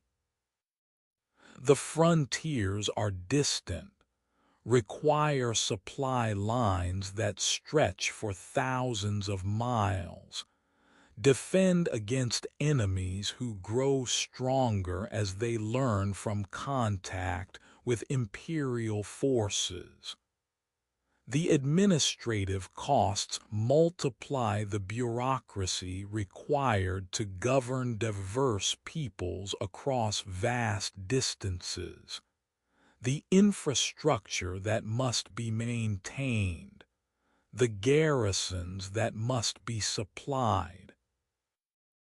and the corruption deepens the distance between center and periphery, creates opportunities for governors to enrich themselves, for officials to skim revenues, for the resources intended for imperial purposes to disappear into private hands. The inequality within empire creates internal tensions. The capital grows wealthy while the provinces are impoverished. The citizens enjoy rights and privileges that subjects are denied. The favored peoples are granted autonomy while others are brutally suppressed. The disparities create resentment not just between rulers and ruled, but between different groups of subjects, those who benefit from collaboration with empire and those who are exploited, those who receive imperial favor and those who face imperial wrath. And eventually, inevitably, the empire collapses. Not usually from sudden catastrophic defeat, but from gradual dissolution, provinces breaking away, frontiers contracting, revenues declining, legions going unpaid and mutinying, or being defeated by enemies who were once easily contained. The collapse accelerates each loss of territory, reduces revenue, which reduces military capacity, which enables further loss of territory in vicious cycle that cannot be reversed. The empire that took centuries to build unravels in decades. The chapter deepens into reflection on why empires always fall. The extraction is unsustainable, cannot continue indefinitely taking wealth from periphery, without impoverishing the sources from which wealth is drawn.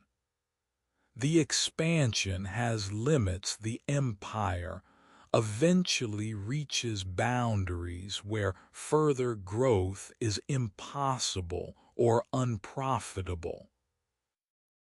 The diversity is unmanageable. The attempt to govern many peoples with different languages and customs and traditions under single system creates administrative complexity that eventually overwhelms the bureaucracy. The inequality is destabilizing. The concentration of wealth and power in center creates resentment in periphery that explodes when opportunity arises. But most fundamentally, the empire devours its children, sends them to fight in distant wars that serve imperial interests, but not the interests of those who fight and die.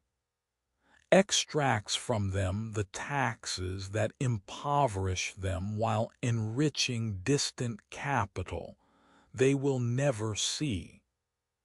Demands loyalty to state that sees them as resources to be exploited rather than as citizens whose welfare matters.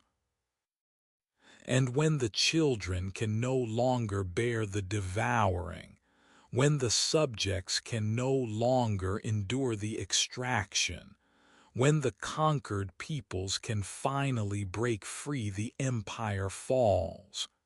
We close in ruins.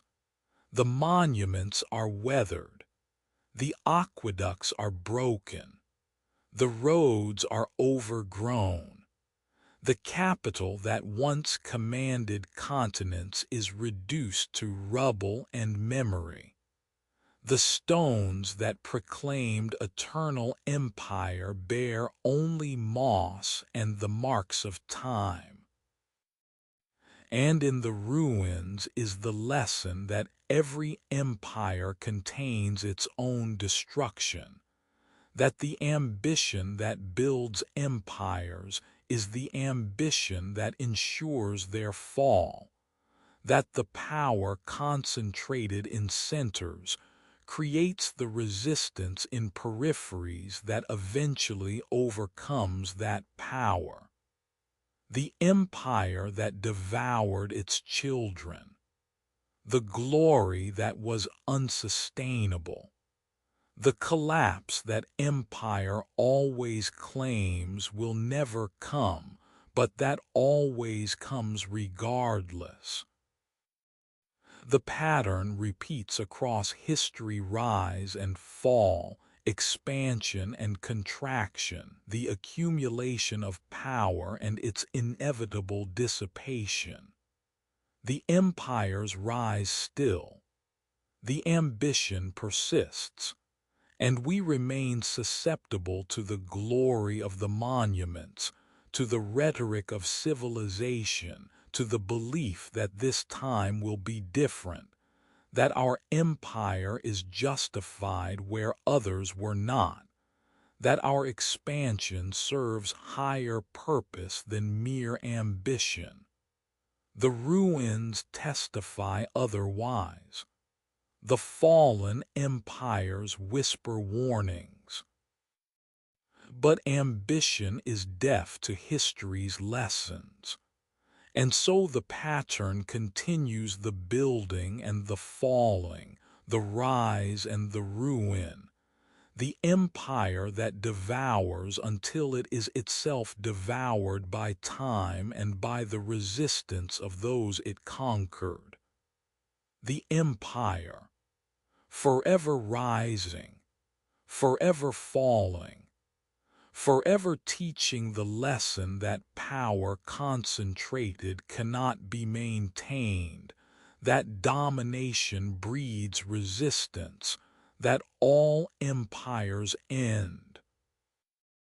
In the year that no one can pinpoint precisely, because death moved faster than recording, because scribes themselves were dying, because certainty dissolved in the face of incomprehensible mortality, a plague arrived and transformed everything it touched.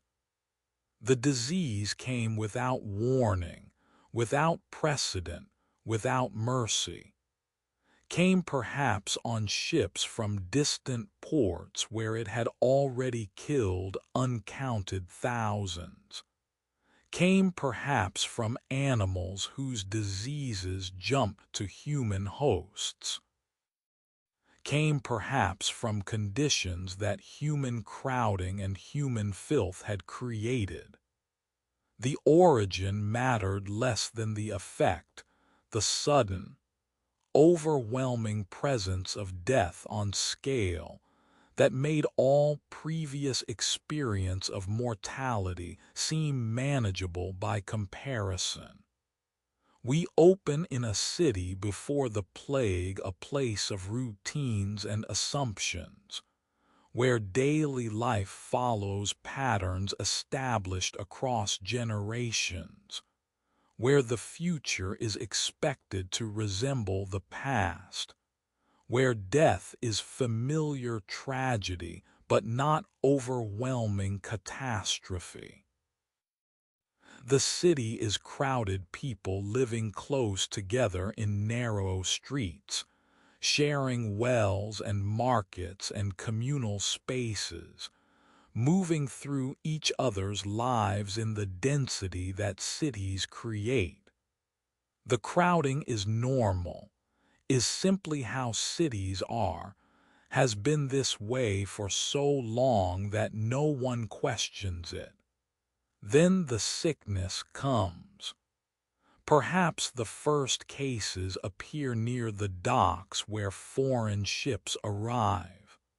perhaps in the poorest quarters where crowding is most severe, perhaps simultaneously in multiple locations, because the disease has been spreading invisibly before symptoms appear. The symptoms are distinctive fever, swelling, hemorrhaging, delirium. The progression is rapid health to symptoms to death in days or sometimes hours. The mortality is catastrophic. Half or more of those infected die despite prayers and treatments and the best efforts of healers who themselves are dying in numbers that make healing impossible. The bodies accumulate in the streets where they fell, in houses where families died together, in churches where people gathered seeking divine intervention. The living cannot bury the dead quickly enough. The graveyards fill. The bodies are stacked in pits. The mass graves receive hundreds at once without ceremony or individual marking. The smell of death hangs over the city. The smoke from burning corpses darkens the sky, and the survivors flee carrying infection to uninfected regions, spreading the plague along every road and river and coastline. The social order collapses. The authorities who should maintain order are dying or fleeing. The economic systems that should provide necessities break down when workers are dead or absent. The markets close. The shops are abandoned. The money becomes worthless when there is nothing to buy. The laws become unenforceable when there is no one to enforce them. The city that was orderly and governed becomes chaos where survival is individual effort and where communal structures have ceased to function. The plague is democratic in its way, kills rich and poor, pious and sinful, young and old, without regard for human categories of worth and status. The wealth cannot buy protection because there is no protection to buy. The power cannot command immunity because disease respects no authority.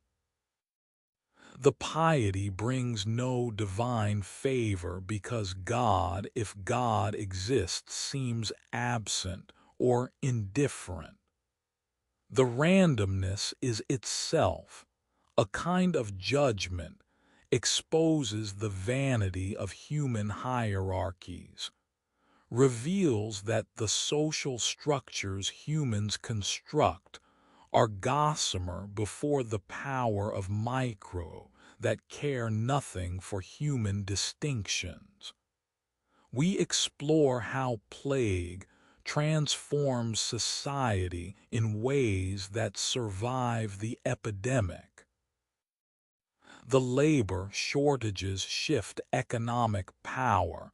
The surviving workers can demand higher wages because they are scarce, can refuse oppressive conditions because the employers need them more than they need the employment. The religious authority is questioned when prayers prove ineffective, when priests die at same rates as sinners, when no amount of penance prevents infection.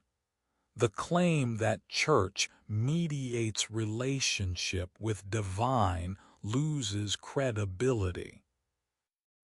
The old orders are weakened, and new orders emerge from the chaos, new families rise as old dynasties die out.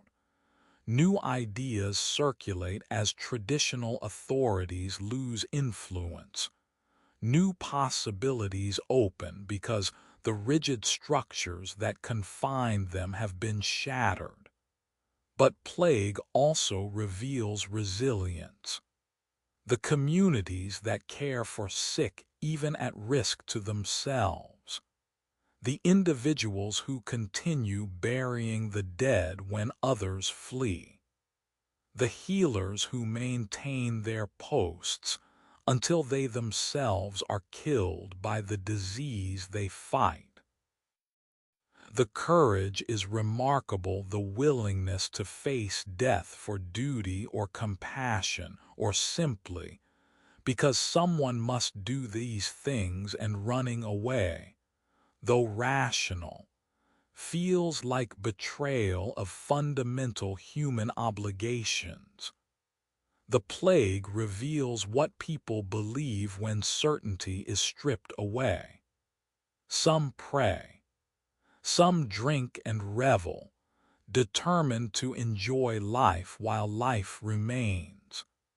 Some seek scapegoats, blame foreigners or minorities or those whose beliefs differ, express through violence the desperate need to explain the inexplicable. Some turn inward, find in catastrophe opportunity for spiritual reflection or moral reform. Some care for others despite the cost. Some save only themselves despite the shame. The plague is diagnostic, reveals character that comfortable times conceal, shows what remains when social conventions and future expectations are removed. The chapter deepens into reflection on what plague teaches: the fragility of civilization that seems so solid, but that collapses so quickly when disease disrupts the systems on which civilized life depends. The contingency of progress that can be reversed in single generation by catastrophe that humans cannot control or predict. The reality that human dominion is never complete, that microbes and viruses care nothing for human ambitions and achievements, that nature retains power to devastate despite all the technologies and institutions that humans build to protect themselves. The plague also teaches humility. The medieval Europeans who endured the Black Death learned that their civilization, which they believed was pinnacle of human achievement, which they thought was secured by Christian faith and social order, could be nearly destroyed by disease that they could not understand or prevent or cure.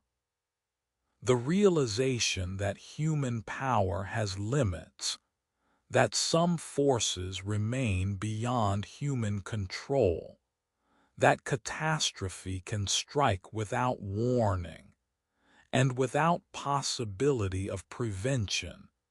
This realization is both terrifying and clarifying. Is reminder that human existence is always precarious, always dependent on circumstances that cannot be fully controlled. We close in silence after the plague has passed, in the changed world where survivors must rebuild not just structures but meanings. The city is quieter, the missing voices never to be heard again. the missing hands never to do the work they did, the missing presence felt in every emptiness. The survivors are changed, have seen death on scale that transforms understanding of life, have made choices under pressure that revealed things about themselves they might prefer not to know, have lost so much that what remains feels both precious and fragile. The question that haunts the aftermath is not, why did this happen? But what does it mean? The religious explain through sin and divine judgment. The rational seek medical or environmental causes.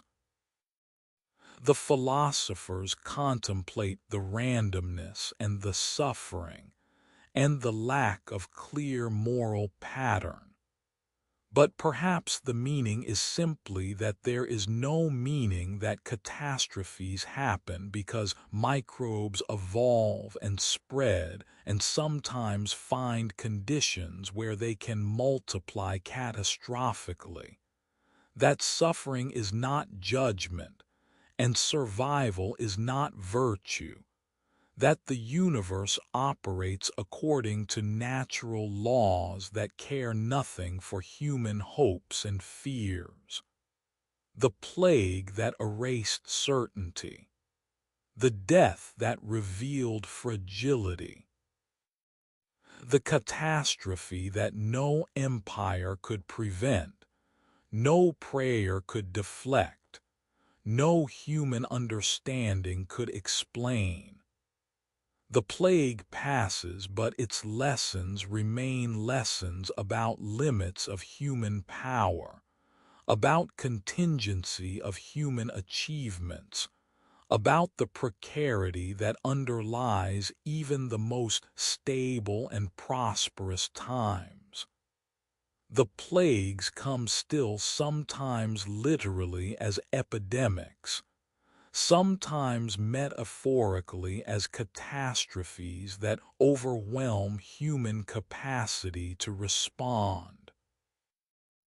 And each time the lessons are relearned, we are not as powerful as we believe. Our control is not as complete as we assume, and the ground beneath civilization is always less solid than it appears. The plague, forever teaching, forever revealing, forever erasing the certainty that allows us to forget how fragile everything is.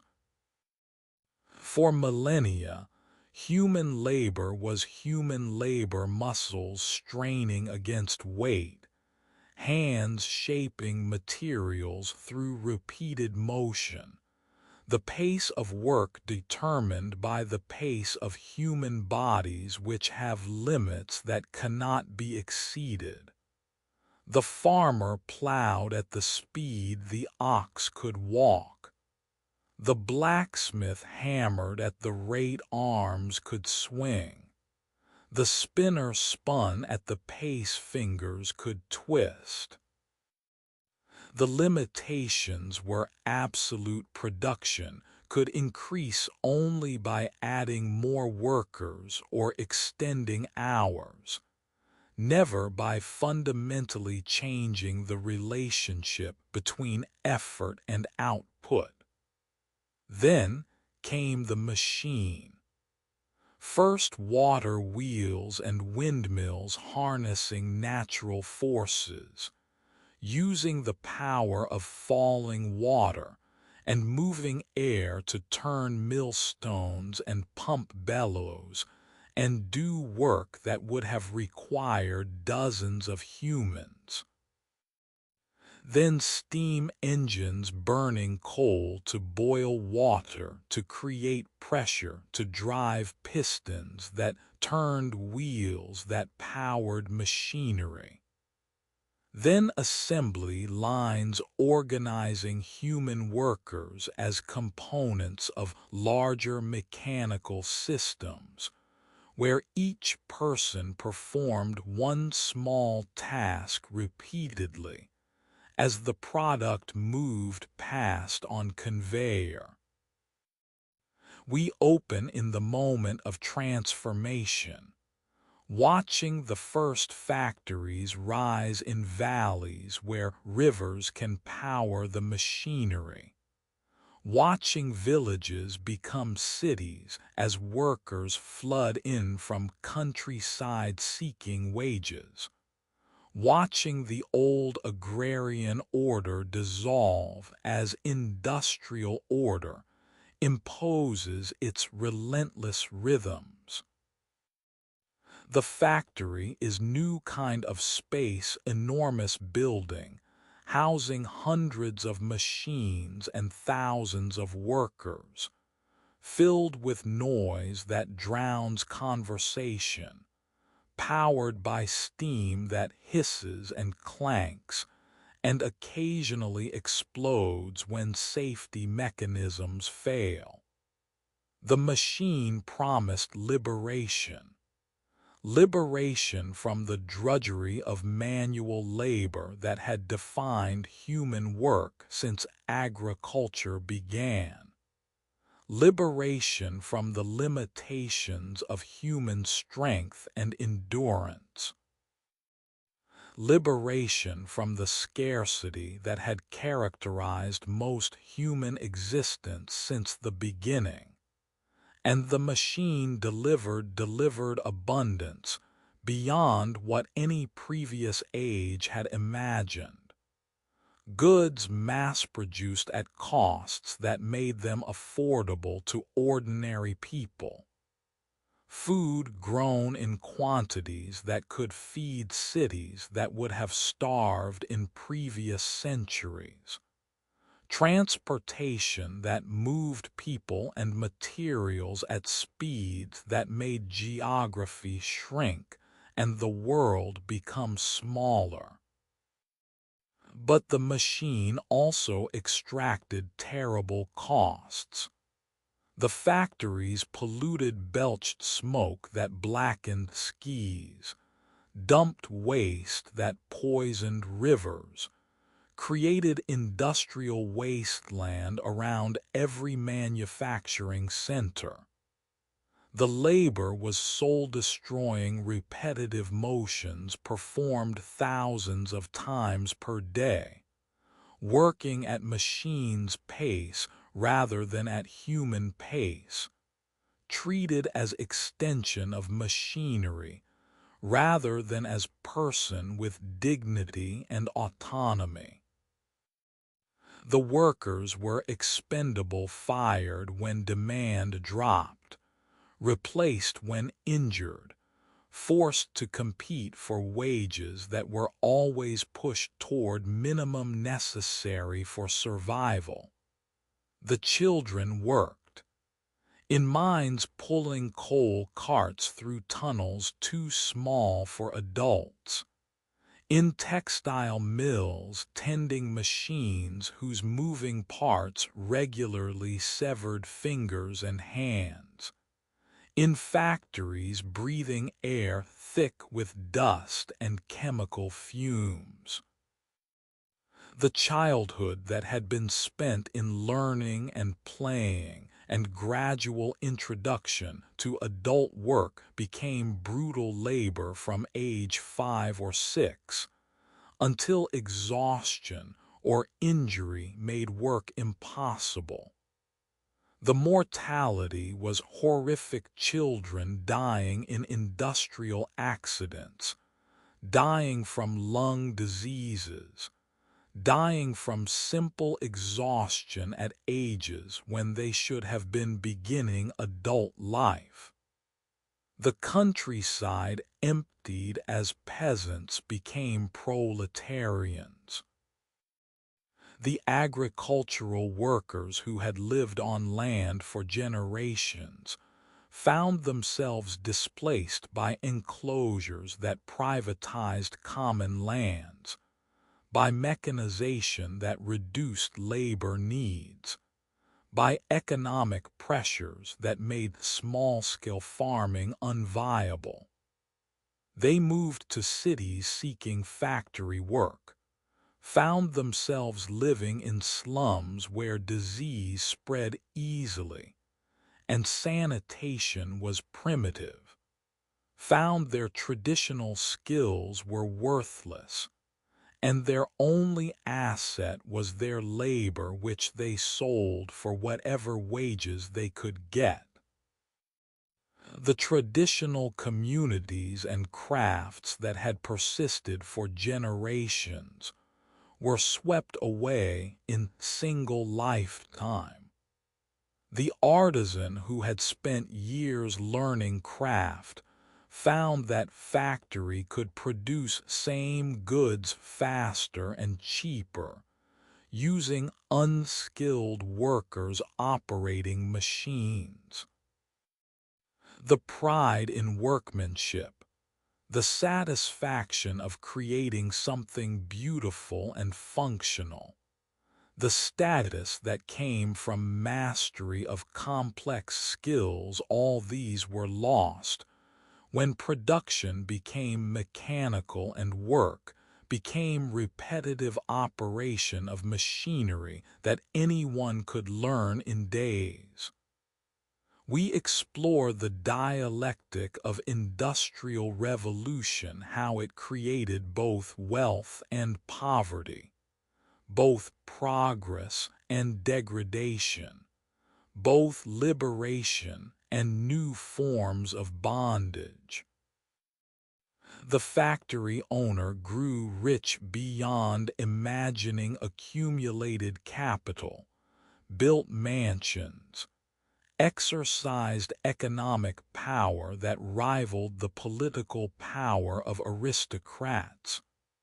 The worker grew expendable, was paid subsistence wages, lived in slums, faced injury and death in unsafe workplaces, had no recourse when treated unjustly, because the power imbalance was absolute. The earth itself began showing signs of exhaustion. The forests were cleared for farmland and for fuel. The coal mines dug deeper and deeper, scarring landscapes and poisoning groundwater. The smoke from factories accumulated in atmosphere, beginning the slow process of atmospheric change that would eventually alter global climate. The accumulated waste of industrial production poisoned rivers and soil, killed fish and vegetation, created dead zones where nothing could live. But the machine was also democracy's engine in ways that complicated simple condemnation. The abundance made possible by industrial production raised living standards eventually. After generations of exploitation, workers gained rights and wages and conditions that made industrial labor tolerable if not pleasant. The goods that factories produced made formerly luxurious items accessible to ordinary people, clothing and furniture, and tools that peasants could never have afforded became widely available. The wealth generated by industry funded education and infrastructure, and all the public goods that characterized modern societies. The chapter deepens into recognition that industrial revolution was not something that happened to humanity, but was something humanity chose, because the promises of abundance were real. chose because the alternative seemed worse, chose because once some societies industrialized, other societies had to industrialize or be dominated by those who had. The choice was not simple good or evil, but was complex bargain trading certain goods for other goods, accepting certain costs in exchange for certain benefits, transforming world in ways that created winners and losers, but that could not be reversed once started. We close in silent factory at night, machinery dormant but present. The machines wait patient, tireless, ready to resume their rhythms when morning comes. The smell of oil and metal hangs in the air. The floor is stained from decades of use. The windows are dark, and in the silence is the understanding the world the machine created is the world we inhabit still. The abundance and the devastation are inseparable. The liberation and the exploitation are twins born from same revolution. The machine that unmade the world. The revolution that could not be reversed. The transformation that brought both progress and catastrophe, both wealth and immiseration, both the power to reshape Earth and the beginning of Earth's degradation. The machines continue running. The factories continue producing. And we continue living in the world they created, inheritors of industrial revolution, beneficiaries of its abundance, victims of its externalities, unable to return to pre-industrial life even if we wanted to because the world is too full, the dependencies too deep, the systems too entrenched. The machine, forever running, forever transforming, forever creating and destroying simultaneously. In the summer of 1914, as harvests ripened and cities basked in the confidence of an age that believed in progress and reason, the old world ended, though few recognized the ending until it was complete. The previous century had been largely peaceful for the great powers, some colonial conflicts in distant lands, some brief wars that were decisively won or lost, but nothing that threatened the fundamental order that had emerged after Napoleon's defeat. The world seemed stable, rational, governed by leaders who understood that war between modern nations would be catastrophic and therefore would not happen. We open in the last days before the Great War, in the deceptive calm when mobilization could still seem like grand adventure, when young men enlisted with flowers in their rifles and smiles on their faces, when everyone believed the fighting would be brief and glorious and over by Christmas. The assassinations in Sarajevo had set diplomatic machinery in motion, the ultimatums and counter-ultimatums, the mobilizations that were supposed to be deterrents, but that became commitments, the alliances that were supposed to prevent war, but that ensured that local conflict would become continental catastrophe. Then came the trenches. The war that was supposed to be war of movement became war of attrition, as the advantages of defense overwhelmed the advantages of offense. The machine guns could kill faster than men could advance. The artillery could destroy faster than engineers could fortify. The barbed wire created killing zones where attacks became massacres. And so the armies dug and created parallel lines of trenches stretching from English Channel to Swiss border, separated by no-man's-land where nothing lived except rats, and occasionally the bodies of those who had tried to cross and failed. The conditions in trenches were beyond anything the soldiers had imagined when they enlisted.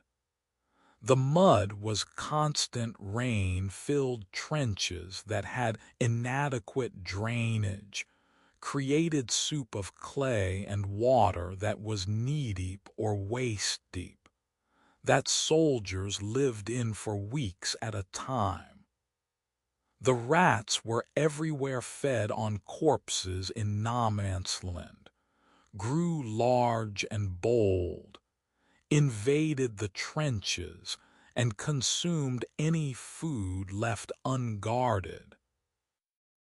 The lice were inescapable, infested clothing and hair, caused constant itching, spread trench fever that could kill as surely as bullets. The artillery transformed earth into moonscape. The shells fell constantly, sometimes sporadic harassing fire, sometimes intensive barrages that lasted hours or days, creating craters 20 feet deep, destroying trenches and dugouts, burying men alive or blowing them to pieces so small that nothing remained to identify.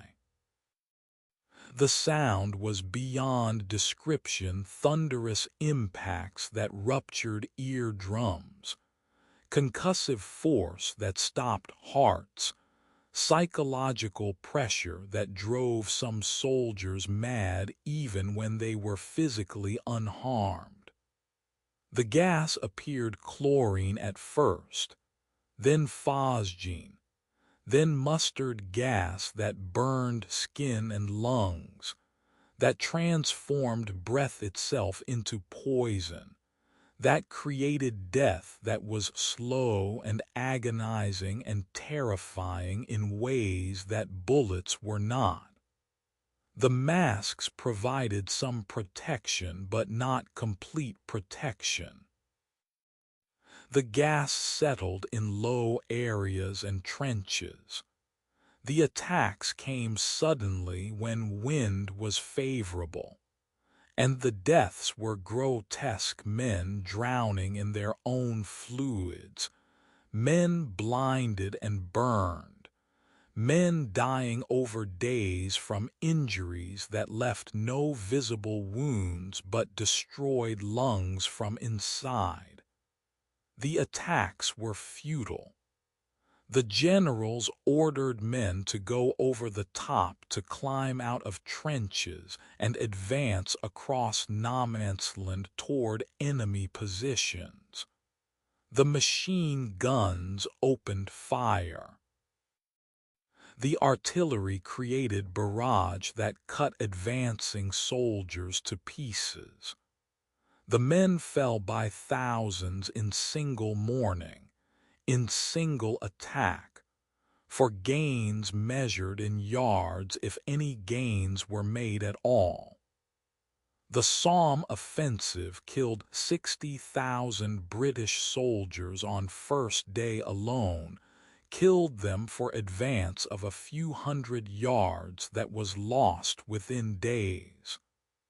The casualties were beyond comprehension, millions dead, millions maimed, for territorial adjustments that meant nothing to those who died achieving them. We explore how the war shattered the optimism of pre-war age. The belief in progress that human society was steadily improving, that rationality was triumphing over barbarism, that the future would be better than the past was buried in Flanders fields. The faith in technology that scientific advance brought only benefits, that modern civilization was more humane than previous ages, was destroyed by technology of killing that made previous war seem almost gentle by comparison. The confidence in leadership that those who governed were competent and wise, that they would not needlessly sacrifice the governed, was obliterated by generals who sent men to die in attacks everyone knew were hopeless. The empires that entered war confident emerged broken, or did not emerge at all. The Austro-Hungarian Empire dissolved into successor states. The Ottoman Empire collapsed. The Russian Empire fell to revolution. The German Empire was defeated and humiliated. Even the victorious empires British and French were exhausted, were financially ruined, were psychologically scarred in ways that would shape the next decades. The certainties that had guided pre-war world were gone. Belief in progress, in rational self-interest, in the basic decency of civilized nations. What emerged from war was world more cynical, more uncertain, more aware that civilization is thin veneer over something darker.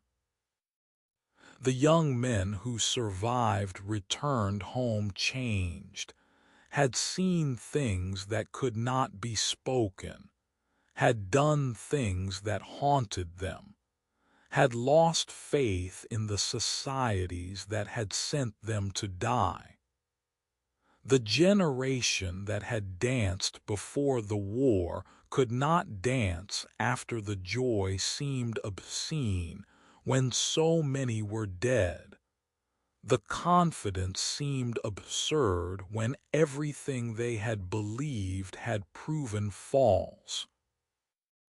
The chapter deepens into reflection on what was lost, not just the millions of dead, but the confidence in human progress, the belief that rationality would triumph, the innocence that could not survive the revelation of what humans were willing to do to each other when national interest and honor and alliance obligations demanded it.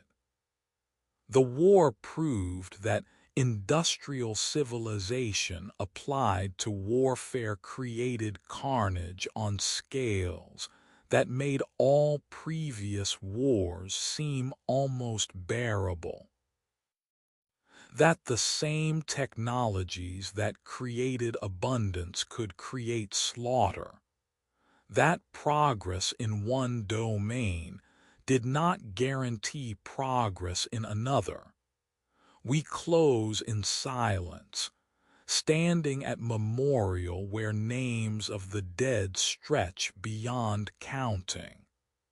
The monument is simple lists of names organized by regiment and date of death, carved in stone that will endure when memory fades. But the names tell story, the sheer number overwhelming, the ages young, the dates clustered in the major offensives when thousands died in single days.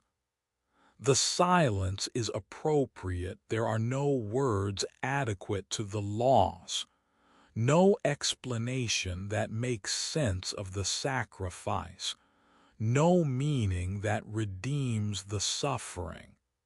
The war that shattered innocence, the conflict that ended the long 19th century, the trenches where modern world was born in blood and mud and gas, and the recognition that humanity had created means of its own destruction. The war's consequences extended far beyond its ending, set stage for next war even more catastrophic, demonstrated that international system based on competing nation-states and alliance blocs could not prevent catastrophe, revealed that progress in technology without progress in wisdom leads not to utopia, but to unprecedented suffering. The innocence was lost, the confidence was shattered, and we remain inheritors of that loss, living in world shaped by the Great War, still struggling with the questions it raised about human nature and progress and civilization, still trying to build systems that can prevent such catastrophes while knowing that the capacity for such catastrophe remains within us. The war, forever shaping, forever warning, forever the hinge on which history turned. In the span of a single lifetime from 1920 to 2020, from the end of one world war to the beginning of a global pandemic, the world transformed more completely than in all previous history combined. The changes accelerated exponentially, compressed transformation that had previously required centuries into decades, then into years, then into the continuous flux that characterizes the present moment, where change is so constant that stability becomes anomaly rather than norm.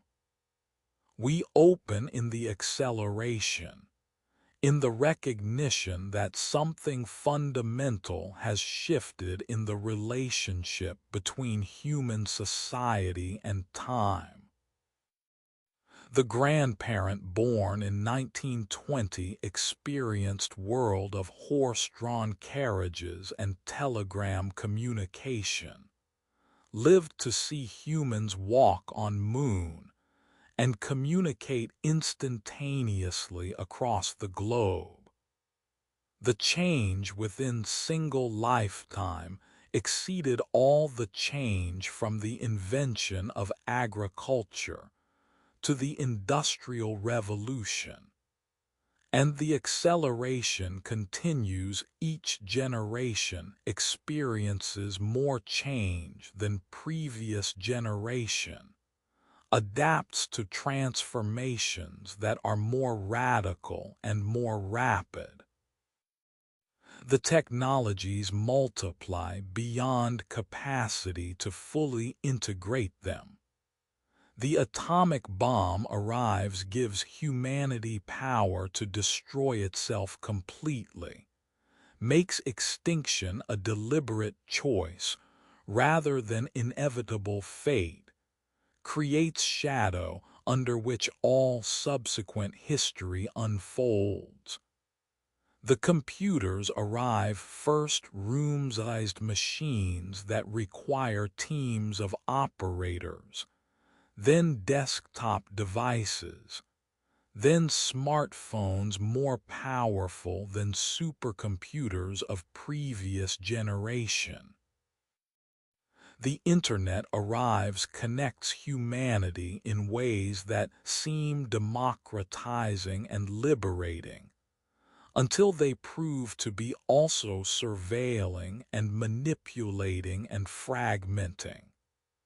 The genetic engineering arrives gives power to modify the code of life itself, to design organisms according to human specifications, to potentially redesign humans themselves through technologies that were science fiction when current generation was young. The artificial intelligence arrives creates systems that can defeat humans at any game, that can generate text and images and music indistinguishable from human creations, that may eventually possess capabilities that exceed human intelligence in every domain. The future that was supposed to arrive gradually arrived all at once, arrived too fast for adaptation, arrived before the ethical frameworks and social institutions and psychological capacities to manage it could develop. We can alter genes but do not know whether we should, can create artificial intelligence but cannot predict its consequences, can connect everyone but have not figured out how to prevent the connection from becoming tool of manipulation and control. The capability races ahead of wisdom. The power to act exceeds the understanding of what actions to take. We explore the vertigo of living in age of permanent revolution, where skills learned become obsolete before they are mastered, where career paths that seemed stable disappear, where the ground beneath us shifts constantly. The factory worker loses job to automation. The white-collar worker loses job to algorithm. The professional skills are replicated by artificial intelligence. And the adaptation required the constant retraining, the continuous adjustment, the endless flexibility demanded exceeds what many can provide. The connectivity that was supposed to bring understanding has brought fragmentation. The information abundance has brought confusion. The access to all human knowledge through devices in our pockets has not made us wiser but has made us overwhelmed, has drowned signal in noise, has made truth harder to discern because lies spread as easily as facts and outrage travels faster than nuance. We are more connected and more isolated simultaneously connected through screens, but isolated from embodied presence, connected to distant strangers but disconnected from neighbors, connected to information but disconnected from meaning. The environmental catastrophe approaches the climate crisis that industrial civilization created, that threatens the systems on which civilization depends, that will reshape human existence regardless of what actions are now taken, because the momentum of atmospheric change ensures decades of transformation that cannot be prevented. The crisis reveals both human power and human weakness: power to alter global climate through industrial activity, weakness to reverse the changes once they are underway, to coordinate action across nations and generations, to value future over present. The nuclear weapons persist: thousands of warheads capable of destroying human civilization, maintained at readiness, protected by systems that have failed hundreds of times without resulting in accidental launch, only through combinations of luck and last-minute human judgment.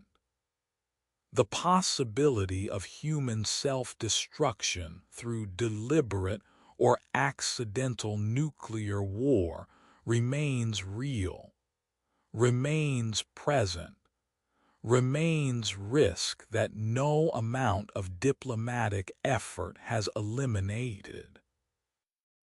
The artificial intelligence threatens to become uncontrollable systems whose functioning their creators cannot fully explain, whose goals might diverge from human goals, whose capabilities might eventually exceed human capabilities, to the point where human oversight becomes meaningless. The existential risk that artificial intelligence poses is debated, but the risk is not zero, and the trajectory suggests that machines capable of autonomous action and self-improvement are approaching whether humanity is ready or not. The chapter deepens into reflection on what it means to be human in an age when human meaning and purpose are uncertain. If machines can think, what does human thinking mean? If genes can be edited, what does natural human mean? If virtual experience rivals physical experience, what does real mean? The categories that seemed solid, the distinctions between natural and artificial, between human and machine, between real and simulated, are dissolving, are becoming questions rather than givens. We close standing at threshold of futures that are simultaneously utopian and dystopian, understanding that same technologies that promise to solve every problem also threaten to create problems we cannot imagine. The artificial intelligence could bring abundance or could bring subjugation. The genetic engineering could eliminate disease or could create new inequalities based on genetic enhancement. The climate crisis could force cooperation and innovation or could cause collapse and conflict.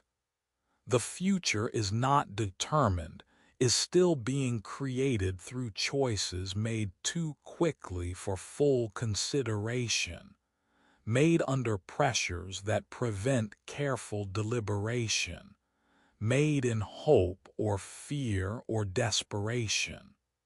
The future that arrived too soon. The transformation that outpaced adaptation.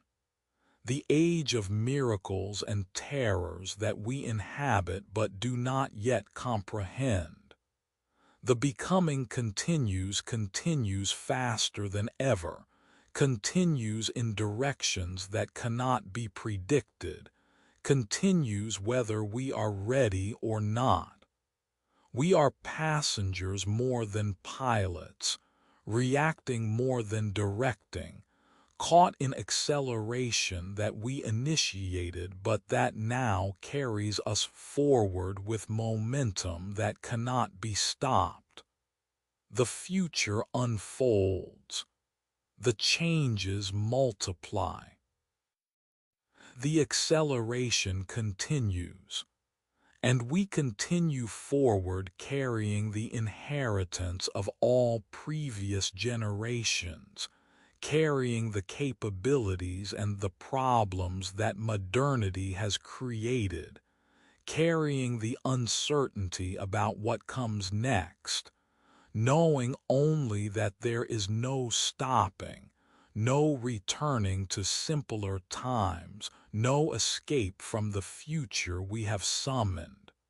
The threshold ahead, the transformation ongoing, forever becoming, forever uncertain, forever the species that changed itself too fast to understand what it was becoming, that gave itself powers that gods were supposed to possess, that arrived at the future before determining what the future should be. The future, forever arriving too soon, forever demanding more than we can give, forever the challenge that defines us even as it overwhelms us. Conclusion, and so we arrive at the end of our journey through time, though endings, like beginnings, are arbitrary markings we place on processes that know no natural boundaries. We have walked backward from the present moment through all the layers of human history, through all the transformations that made us what we are, back to the origins in the dust of ancient Africa, where the first uncertain steps were taken, where the first tools were shaped, where the first flames were captured. The journey has shown us that humanity is not fixed state, but is process, is continuous becoming, continuous transformation, continuous evolution that has no predetermined direction and no final destination. We are not finished products but are works in progress, are not at the end of development but are in the middle of story whose conclusion cannot be predicted. We learned that the transformations that made us human came with costs.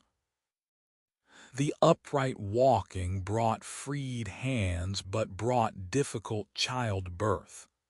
The tools extended capability but created dependency. The fire brought warmth but brought destruction. The language enabled communication but enabled deception. The agriculture brought abundance but brought servitude. The writing preserved knowledge but killed oral traditions. The empires brought order but brought oppression. The machines brought wealth but brought degradation. Each transformation was bargain trading certain goods for other goods, accepting costs in exchange for benefits, moving forward without full knowledge of where forward would lead. We learned that human history is not simple story of progress, is not linear march from ignorance to knowledge, from barbarism to civilization, from suffering to flourishing. is instead complex movement that goes backward and forward simultaneously, that creates new problems while solving old ones, that brings both gains and losses in every transformation. The hunter-gatherers were healthier than early farmers. The pre-industrial workers had more leisure than industrial workers. The gains are real, but so are the losses, and honest accounting requires acknowledging both. We learned that humans have tremendous power and terrible vulnerability. Have power to reshape the earth, to alter the climate, to create weapons that can destroy civilization, to modify the code of life itself, but have vulnerability to disease, to environmental catastrophe, to the unintended consequences of our own technologies, to the failure of the complex systems on which modern life depends. The power and the vulnerability are both greater than ever, are both increasing as technologies become more potent and interdependencies become deeper. We learned that human achievements are fragile. The empires fall, the civilizations collapse, the knowledge is lost. The continuity that seems solid can break suddenly when conditions change. The ruins teach humility, teach that what seems permanent is temporary, that what seems secure can crumble, that every human creation carries within it the seeds of its own dissolution. But we also learned about human resilience. The catastrophes are survived. The civilizations rebuild. The knowledge is rediscovered or created anew. Through plagues and wars and collapses, through all the disasters that punctuate human history, humans persist, adapt, and survive and create and build again. The resilience is remarkable, is testimony to human capacity to endure suffering and to continue despite suffering. The evening has deepened now into full night. The journey backward through time has brought us full circle from present to past and back to present, from the familiar world to the strange origins and forward to the uncertain future. The history we have traveled was never simply about the past, was always about understanding what we are by understanding what we were, about seeing the present moment as point in longer trajectory, about recognizing that we are not separate from history but are part of history, are the latest chapter in story that began millions of years ago and that continues through us. Rest now. Let the journey settle into sleep's embrace. Let the weight of deep time become something lighter, not burden but connection, not distance but intimacy. You are linked to every human who came before through unbroken chain of ancestors, are inheritor of all the transformations, all the achievements, all the sufferings and survivals that brought humanity from then to now. Carry within you the DNA of ancestors who survived impossible odds. carry the cultural inheritance of all the knowledge and art and wisdom that humans have accumulated. The footprints walk through time from the first steps on ancient savanna to your steps today. The tools extend from the first stone flakes to the technologies you use. The fire burns from the first captured flames to the energy systems that power modern life. The words flow from the first attempts at speech to the languages you speak.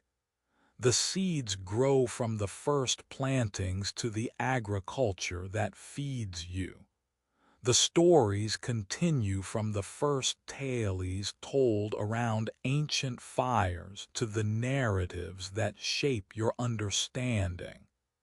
And you carry it all forward, are not endpoint but are continuation, are not finished but are becoming.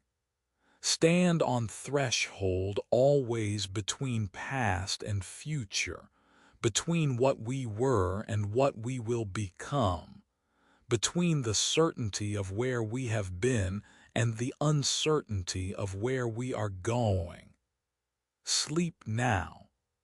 Dream of ancestors who walked before you, who struggled and survived, who created and destroyed, who passed forward the life that became your life. Dream of the long journey from ape to human to whatever comes next. Dream of the becoming that has no ending because we are always becoming, are never finished, are always threshold between what was and what will be. The journey continues in your dreams. The story has no ending because you are part of it. You are the latest sentence in narrative that began millions of years ago, our inheritor of all that came before, our creator of what comes next. Are the human present carrying the past forward, shaping the future through choices you make, standing in the eternal now where history is always being made? Rest well. The journey of tonight is complete, but the larger journey, the journey of humanity through time, that journey continues. Continues through you. Continues in ways you cannot predict. Continues because being human means continuing, means persisting, means carrying forward the light that was captured so long ago and that must be tended still. Good night. Sleep deep, and when you wake, remember you are human, our inheritor of millions of years of evolution, our carrier of accumulated wisdom and accumulated folly, our participant in the long experiment of consciousness trying to understand itself, our threshold creature standing between past and future, our becoming, always becoming, forever. The ancestors watch over your sleep. The deep time holds you gently. The long journey from then to now culminates in this moment, this quiet moment where you rest, where the history settles, where the transformation continues in silence, where you, inheritor of everything, rest before continuing the journey that has no end. Sleep now. The history is complete for tonight, but the making of history continues, and you are part of it, forever participant, forever inheritor, forever creator, forever human. The journey continues, in dreams, in tomorrow, in all the tomorrows that will come. The becoming continues, and you are the becoming, the latest expression of the process that began in African dust and that continues still, that will continue through you and through all who follow, that has no ending because evolution has no ending, because transformation is endless, because becoming is what being human means. Good night, dream deep. The story continues forever, and you are the story, forever becoming, forever human, forever part of the long journey that is not yet complete and will never be complete because completion would mean the end of change, and change has no ending. Rest now. The journey waits for morning, but tonight rest, dream, and in dreaming carry forward all that came before into all that will come after. The end that is not ending, the rest that prepares for continuation, the sleep that holds the waking to come. Forever.